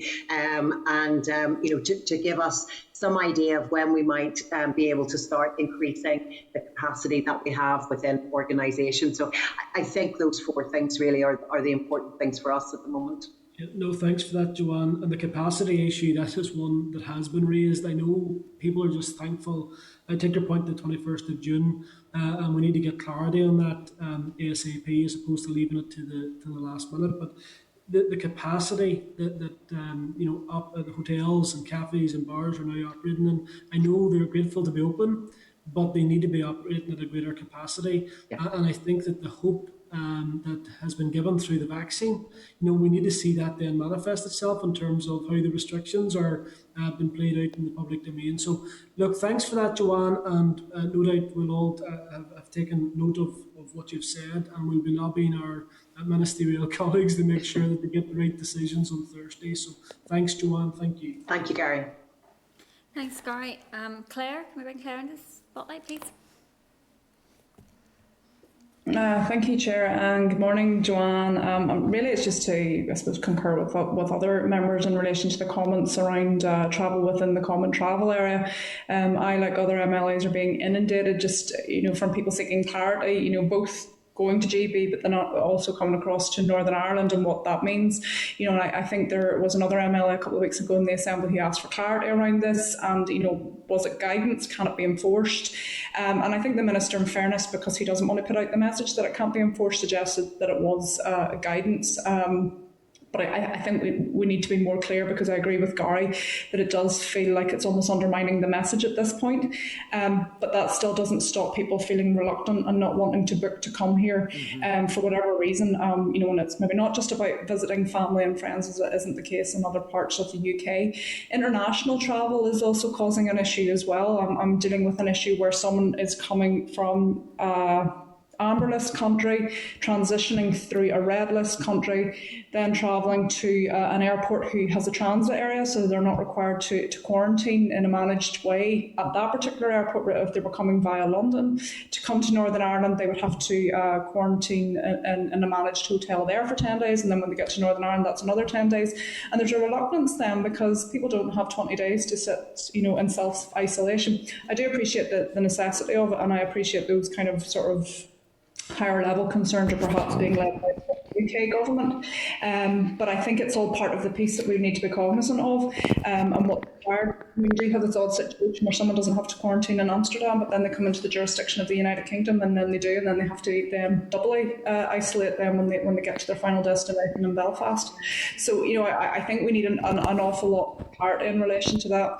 I think as well, just to concur with Stuart's comments around this NHS app, similar queries from constituents in relation to this. I have a concern as well, that yes, in the first instance, it needs to be digital first, but what about those people who don't have access to that, whose phone is basically used for sending messages and answering calls? So are we limiting some people who don't have the capacity in that respect? I also think some of this is choreography and people just saying things to our communications void. And I just wish they would kind of make decisions and move on. But I do appreciate everything you're saying and doing in relation to all of this, because I hope it does. I suppose it encourage our executive, to put it politely, to start making more sensible decisions that are not limiting Northern Ireland. So perhaps it was more of a comment than anything else. I suppose the other thing that kind of feeds into tourism in Northern Ireland and encouraging people to come to the North Coast or anywhere else in Northern Ireland is the opportunities for live music. There's been issues raised with us with hotels fed about food buffets, that type of thing. It's all those little bits that just sort of feed into that wider piece around staycations in Northern Ireland, and I'm just keen to hear your thoughts on those latter points. So there's two things there, Claire. Just want to clarify that example you gave. There is an exemption for people who have already had a managed quarantine, so you don't need to self-isolate when you come. If you're quarantined in London, then you don't need to self-isolate when you get to Northern Ireland, but the advice is that you have the test. But that's one of the exemptions that did come out on Monday, so at least that's one thing. I was just going to say that's useful to know as well, because I have another situation where someone's going to Amsterdam, and because they have a transit area, they don't have to quarantine there. So there's a useful thing in that you can get a direct flight to Belfast rather than London, where you would have to. So yeah. No, absolutely, and we would like them to use that direct flight. With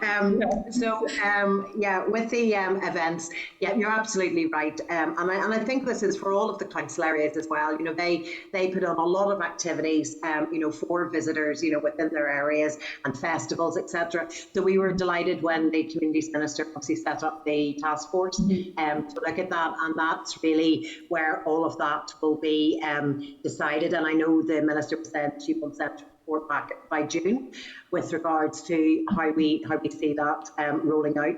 The good thing is that the news from England on the events research programme, which was piloting different, obviously live music events and different types of events, has been very positive.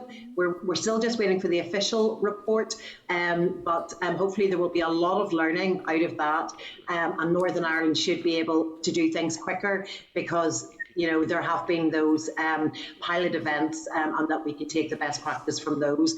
But yes, we want to see those up and running as soon as possible. Okay, great. Thank you. Thank you. Thanks, Claire. Can we bring Christopher into the spotlight, please? Oh no, sorry, Sinead first. Sorry, Christopher. Thank you, Chair, and thank you, Joanne, as ever, for your briefing. You've been a real stalwart, and thank you for all of your briefing documents nearly on a weekly basis for your sector. So they've been very useful. I'm just really reiterating what my colleagues have said around this meeting this morning. The sooner we have harmonisation in relation to the common travel area, the better, because it is causing real confusion. And when that happens within rules and guidance, the ultimate output of that is people just ignore them and just go on with it. And it really downplays everything that we've been trying to do in protecting people and their health and well-being. So it needs to be sorted out. Quickly. I mean, it's just a bizarre situation. You can go and visit your sister if you're from Derry. You can go and visit your sister in, say, Sligo, and no problem. But if you go down and spend a weekend in Buncrana, you have to isolate for 10 days. Like, it's just bizarre. But you can go to Portugal for a week and no problem either. It's just stupid. It's stupid and doesn't make sense, and it needs to be fixed. And no messing about, because it's causing concern to the wider public. And as well, we need to get on and market Northern Ireland for RGB marketplace and our common travel marketplace, and we need to do that sooner than later, because there is a lot of pent up spend. And people are looking for, soft places to land and to use that spend, and Northern Ireland is perfect for that.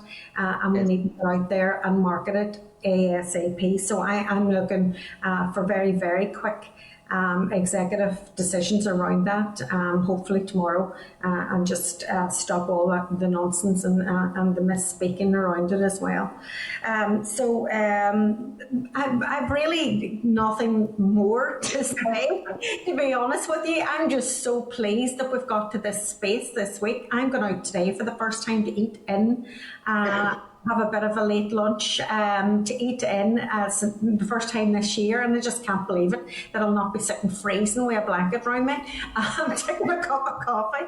So there's a lot to celebrate. There's a lot more to do, and you're absolutely correct. We need to think about what financial supports that we can have around to make sure that the industry gets up and moving. And there is a lot of concerns around skills, and I suppose that's maybe for another day, because a lot of people have sought jobs in other sectors, have actually moved out of the tourism and hospitality sector in the past 15 months, and the sector is quite depleted at the moment. I see lots of adverts for jobs, and it is a concern for the industry. And again, this the distance and the restriction of numbers is also a concern. But this week, people are sighing a big relief. They're open, and we'll deal with those restrictions and numbers in the days to come and the weeks to come, as we see what the impact of the opening is having on the numbers in COVID. So well done to you, and pass it on to the sector as well, Joanne. Well, thanks, Sinead, and enjoy your meal. Thanks. Thanks, Sinead. Can we bring Christopher in now, please? Thank you, Chair, and thank you for your presentation and your answers thus far. I think the position that we've got into in terms of where the law presently stands, it reminds me of the expression that a camel was a horse designed by a committee.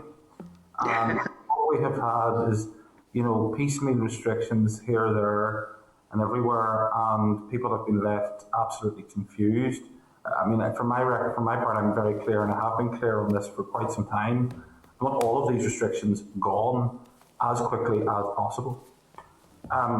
Mention was made in relation to the issue of, I think the word passport wasn't used, but I certainly take from it this idea of digital vaccine passports. What sort of a burden would that place upon the people that you represent if people are basically asked to present their papers before they're given access to the facilities that your members provide? Yeah.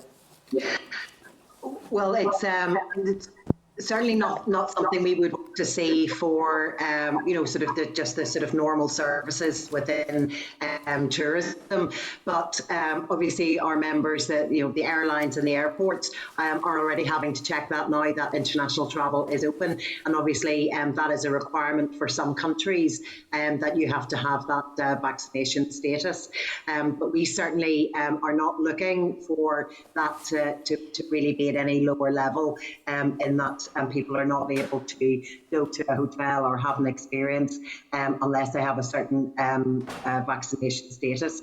Now, it may be something that is looked at for events, but that's obviously the task force that the Communities Minister has set up would be looking at that. But and we will take our guidance and sort of see what they say as to what that impact will be on the industry. I hope it's not something that ever happens, because I think it's totally out with the traditions of this country and the freedom that we're used to having. And I don't think there will be internal sort of checks on people and their movement within their own country, which they pay tax to and which they support in that way. Just in terms of where the rest of the United Kingdom is going, I agree with you that it is important that we should be brought into line with their sort of programme of easing these restrictions. Thus far, I've sort of spotted a pattern of basically that where England goes, we probably end up there a fortnight later. Yeah. Now, a fortnight, we're now in the end of May, coming into June. A fortnight is obviously, at this time of year, very, very significant for your members. Could you give me an indication of just what sort of an impact that would have if we are a fortnight behind? Oh, it has, because it's basically days of business lost, because either people are able to, got to wait another 2 weeks before they can provide additional services, or in fact open. And obviously with the things like international travel, again, it causes confusion if there's an announcement by the Prime Minister that there's another 10 countries added to the green list, but it doesn't apply in Northern Ireland yet. So it just creates that confused picture for everybody. So we know that the executive or the departments are engaging with the departments in Westminster. So there shouldn't be any surprise of what's coming, and we would like to see them just able to react quicker, so that again there's clarity for everybody. And obviously it is much easier if we are aligned across the UK, and also with Ireland when it's appropriate, because that just makes it easier for everybody. You're not checking different countries and and what applies there. So it's something I would like all of our devolved nations obviously to see how we can better align. It comes back to a question that I asked Robin Swan some time ago, which is, why is Professor Whitty wrong but Dr McBride is right? But that's not for you to answer. In terms of just, I see there, my children will be delighted because it's our favourite place to go. I see that on the 12th of June, Ulster Folk and Transport Museum intends to open, and always enjoy that, especially going to what was Sandy Row back in the day. Although my children would ask me, Clun Place, I was reared, part of my childhood was in Clun Place, and my son had the gall to ask me, is this what Clun Place looked like when you were growing up? Just finally then, just to agree with what Gary has said, I think that it's important that we do convey sort of up the line to government ministers the need to align with where the rest of GB and indeed the ROI are going, and to put the foot to the floor in terms of getting these restrictions lifted in order to allow the tourism sector to get back to work, because I know they've taken an absolute hammering over the course of the last year. And just to say thank you for all the work that you're doing in terms of trying to highlight those issues and keep them on the agenda. Thank you, Chair. Thanks, Christopher. Thank you, Chris. Can we bring John O'Dowd into the spotlight, please? Thank you, Chair. Joanne, my ears picked up yesterday when I heard that there was a shortage of chefs in the industry. Yes. As a former chef, I considered my options, but I knew Christopher was very much, so I decided to stay on. But in all seriousness, what engagement is there with the training colleges, the department, and others about training and upskilling people to work in the catering industry, which can be and is a very rewarding task. It is hard work, and there can be negotiable hours, but it is a rewarding role in life. So what engagement is there with the various sectors about getting There's a lot of engagement, John, and obviously there's the tourism and hospitality hub that is managed across the 6 colleges by Belfast Metropolitan College, and again something you may want a briefing on, and where they're very much engaging with industry and identifying where the gaps and the needs and the what needs to be in the qualifications. So a lot of work has been ongoing with that. There was also, they've been doing a lot of providing, free training for people as they were on furlough as well, to really try and keep them engaged. I think what we're seeing though is that with this problem, predates COVID. There has been a real challenge, especially with chefs and the catering industry. That was highlighted as part of the EU, the UK exiting the EU and the change in immigration law. And it's something that we're still engaging with from an immigration perspective, and that was one of the skills that was identified as a skill of need with regards to for Northern Ireland. I still think there's more work needs to be done there in how we influence the UK immigration rules for Northern Ireland. But there's also a big piece being done around attraction and bringing out the benefits of working in tourism and hospitality, and really encouraging people back in. But as I say, there was a challenge before COVID. The year sort of disguised that, because obviously just we were decimated, and now again it's coming back to the fore. But I do think you would probably get a very special offer, John, if you put your services forward. I might take somebody up on that. I'm sure somewhere in Loughney. Well, actually, I'm glad you mentioned Loughney for tourism purposes. Yes. It's on my list to do when I brief the committee. Have we froze? Thanks, Joanne, for that. I don't have any more questions. So look, thank you very much for the briefing. It has been very helpful, and I'm sure you'll be back with us soon enough. And just to reiterate what other members have said, thanks for your ongoing engagement with the committee and for the briefings. I know I certainly find them very, very informative. So thanks for everything. Thank you, Chair, and again, thank you for the committee support in the issues that we've raised. Great, thank you. Thank you. Bye-bye. Bye-bye. Okay, Peter, what are we doing from that? Quite a few things coming out of that one, Chair. In terms of briefings, I think it would be worthwhile trying to get Roisin McKee in around the issues that have been raised with skills in the sector as well. And as Joanne had pointed out, Belfast Met's the hub for tourism and hospitality training, so it might be worthwhile getting a joint briefing there. In terms of the Health Minister, we have a number of issues to write to him on around those quarantine issues that Joanne had raised, the certificates issue that's been raised, the dates around the 21st of June, what will that actually mean for everyone, the kind of same outcomes across the CTA as well. Also, the issues around mitigations being reduced in terms of capacity. What I'm going to do is those are probably all health, but we'll copy in the economy minister. Then in terms of other ministers, we've got economy and finance ministers around continuing support for the parts of the sector that will not be able to just bounce back quickly. Members have seen correspondence from a number of sectors. One example is the independent wedding venues.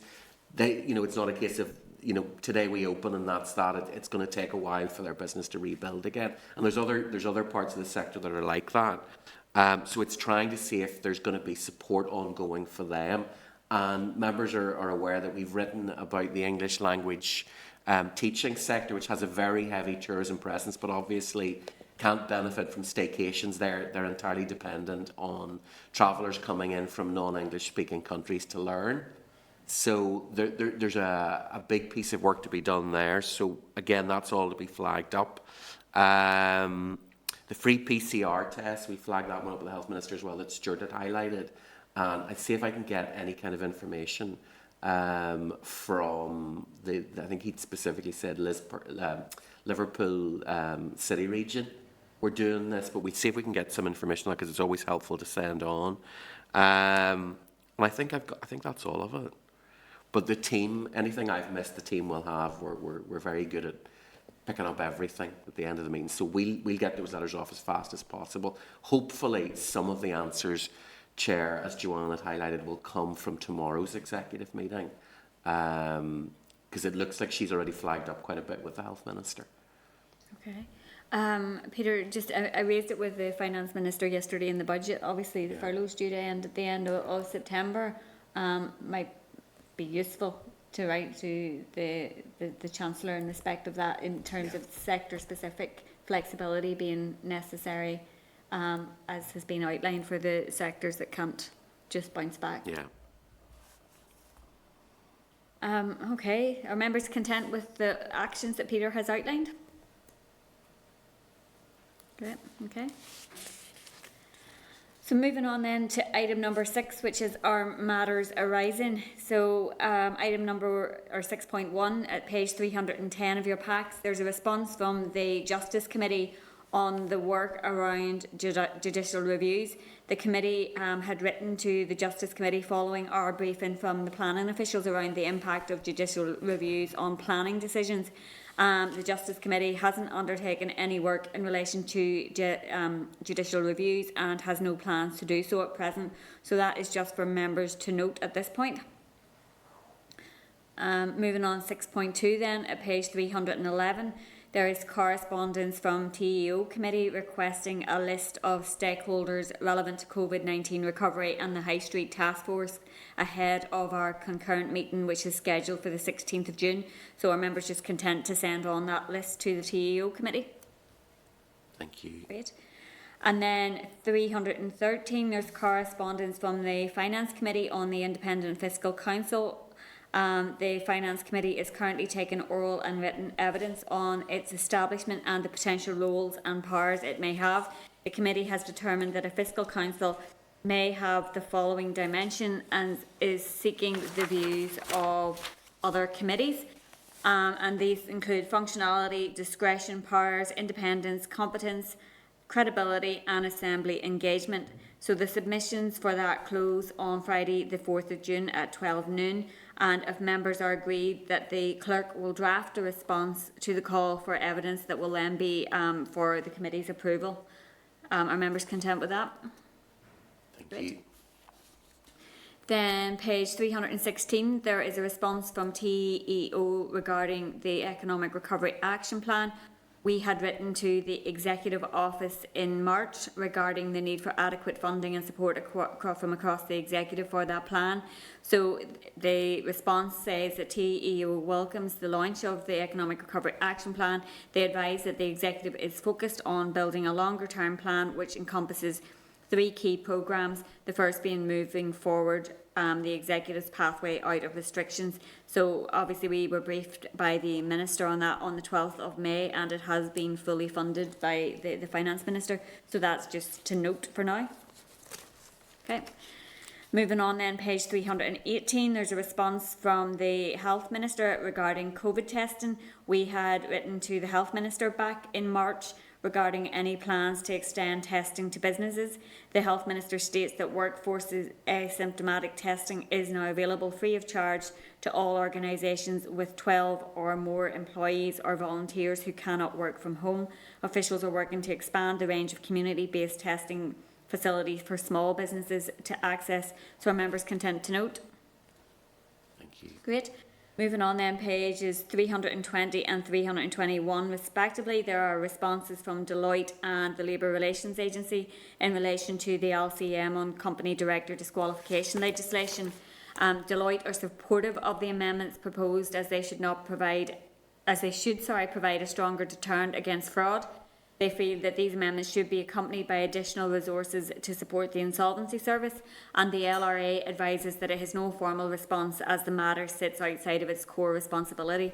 So are members content to note, and Peter is going to draft up the... Yeah, Chair, we've got an LCM report already drafted. We bring that to committee next week. We are still trying to pin down a date where the motion will come to the Chamber, but essentially the committee needs to get a report in place before that happens. So the responses we've had thus far, and you'll see it as we go further in, have indicated no issues. So the report reflects that, and again it'll be for committee to approve it next week. Great, thank you. 6.8 then, at page 322, there is a copy of a Court of Appeal judgment forwarded by Rani in relation to the judicial review proceedings regarding the Regional Rates and Energy Act 2019. So that's just for members to note for now. Okay. 6.9 then, there's a response from the Minister at page 35 of table papers following the committee's request that she meets with NUS-USI.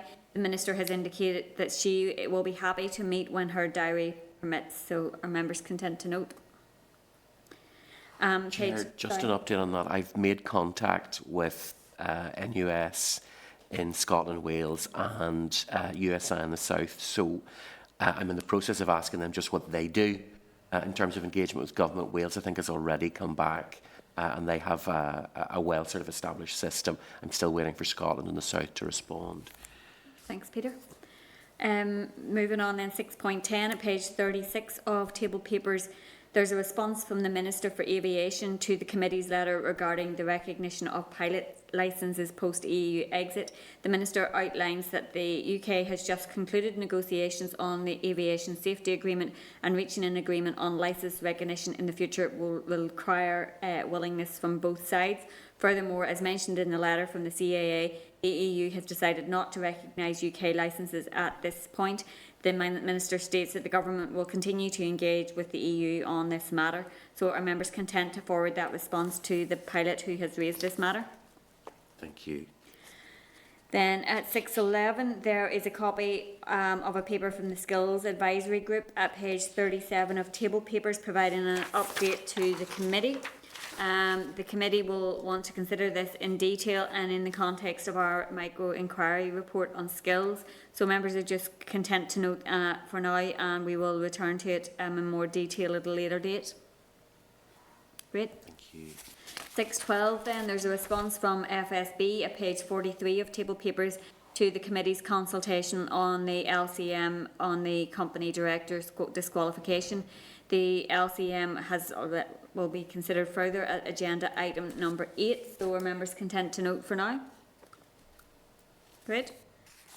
So moving on then to item number 7, SR 2021-000, the administration restrictions on disposal, etc. to connected persons regulations NI 2021.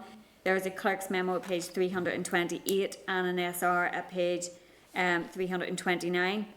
This SR prohibits disposal of a company's business or assets or substantial part thereof to anyone connected with the company during the 8 weeks following entry into administration, unless one of two conditions are met. These are that either the creditors have approved the disposal or a report on the disposal has been obtained from an independent and suitably qualified person. So our members considered the SL1 at our meeting on the 14th of April. The statutory rule is subject to the draft affirmative resolution procedure. The rule will come into operation on the 25th of June. The examiner's statutory rules has not yet reported on it, so members will be agreeing to the legislation subject to the examiner of statutory rules support a report. So are members content with the SR? And we'll put the question. Thank you. Okay. That the Committee for the Economy has considered the SR 2021-000, the administration, restrictions on disposal, etc. to connected persons regulations NI 2021 and recommends that it be affirmed by the Assembly subject to the Examiner of Statutory Rules report. Thank you, Chair. So then moving on to item number 8, the Rating Coronavirus and Directors Disqualification Dissolve Companies Bill. At page 344 there's a copy of the LCM on the Rating Coronavirus and Directors Disqualifications Dissolve Companies Bill, which has been laid in the Business Office on the 20th of May.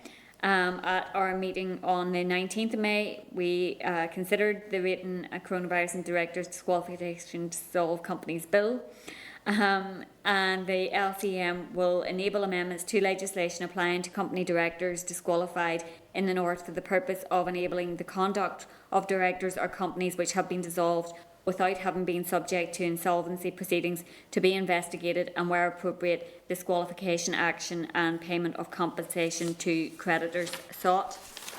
So just to remind members, we've already written to stakeholders. We've obviously just considered the responses.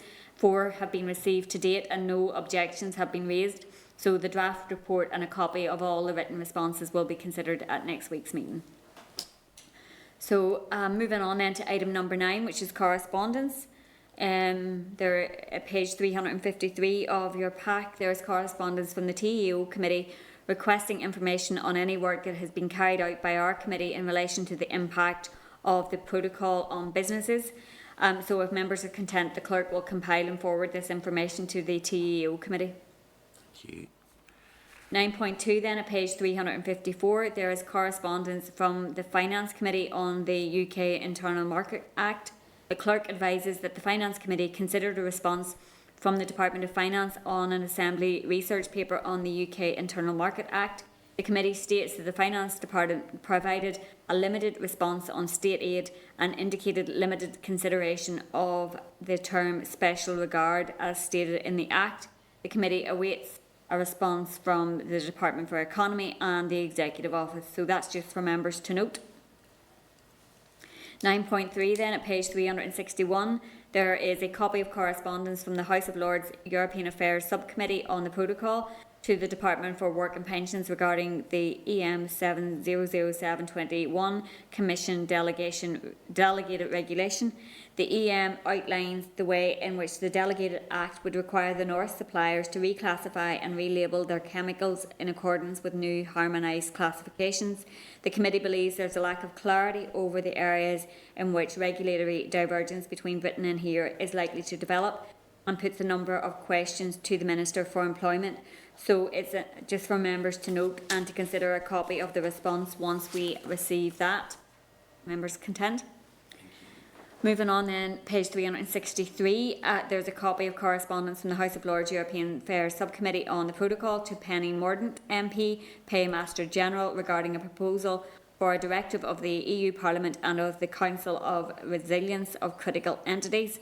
The letter states that the subcommittee notes that the directive may impact on the protocol due to its potential impacts on the single electricity market.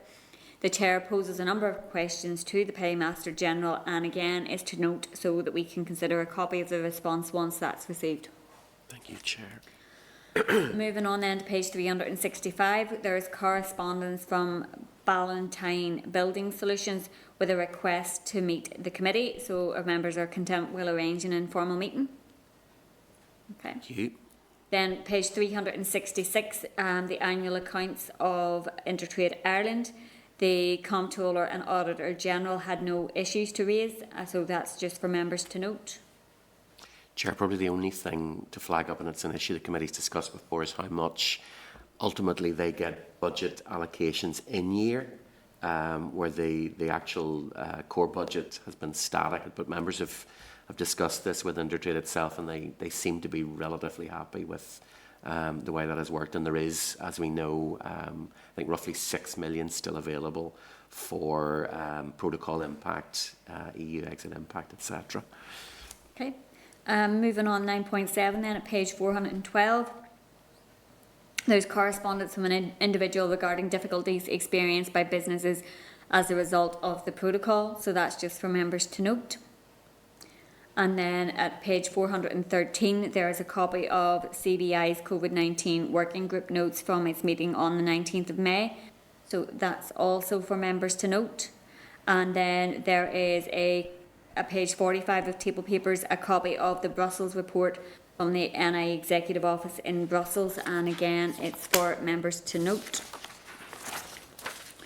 And then page 65 of table papers, there is a copy of correspondence from the Hotels Federation to the Executive Office regarding the need for a derogation on buffet and carvery service in hospitality establishments. So if members of contempt will forward that on to the department to ask if they're aware of the matter and what discussions have taken place at the Executive on rules around this issue. And then page 67 of table papers, there is a copy of correspondence from the Minister to a caravan owner regarding the payment of site fees and a notice to remove a caravan. The Minister advises the issue of annual site fees for holiday caravans is a contractual one between the caravan owner and the park owner, and that the Department's Trading Standards Service has no remit to facilitate the reduction or refund of site fees or to determine the appropriate refunded amount. So this is an issue that the committee has raised a few times. It is, Chair. There's a nuance to this one, and members, probably particularly in coastal areas, will be aware that when you buy a caravan on some sites, you're told that you have a certain number of years and then the caravan will have to be replaced.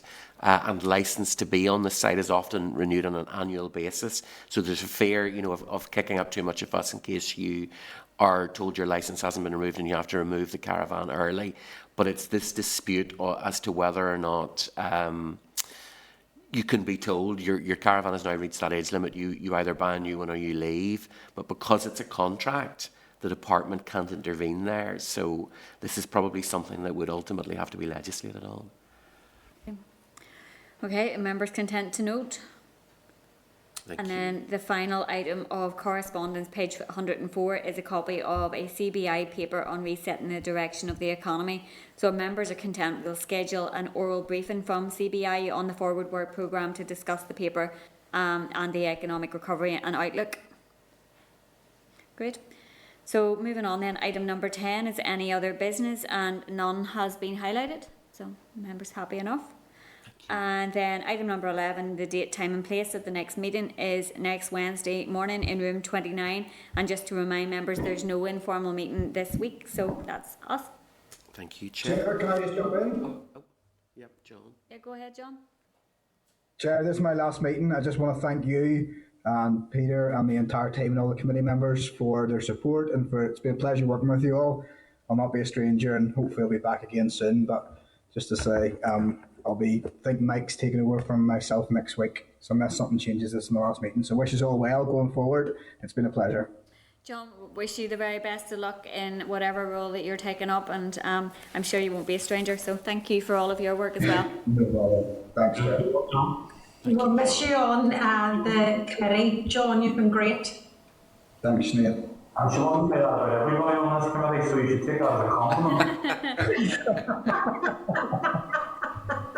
You're great too, Christopher. You should save that recording, Christopher. It's all caught on video. All caught on video. Jim McLaughlin says I'm great. Get that recorded. Thanks, everybody. Thanks, everyone. Thank you. Okay. Thanks, Claire. Thank you. Thanks.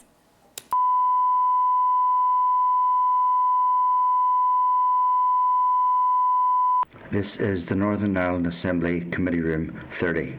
This is the Northern Ireland Assembly Committee Room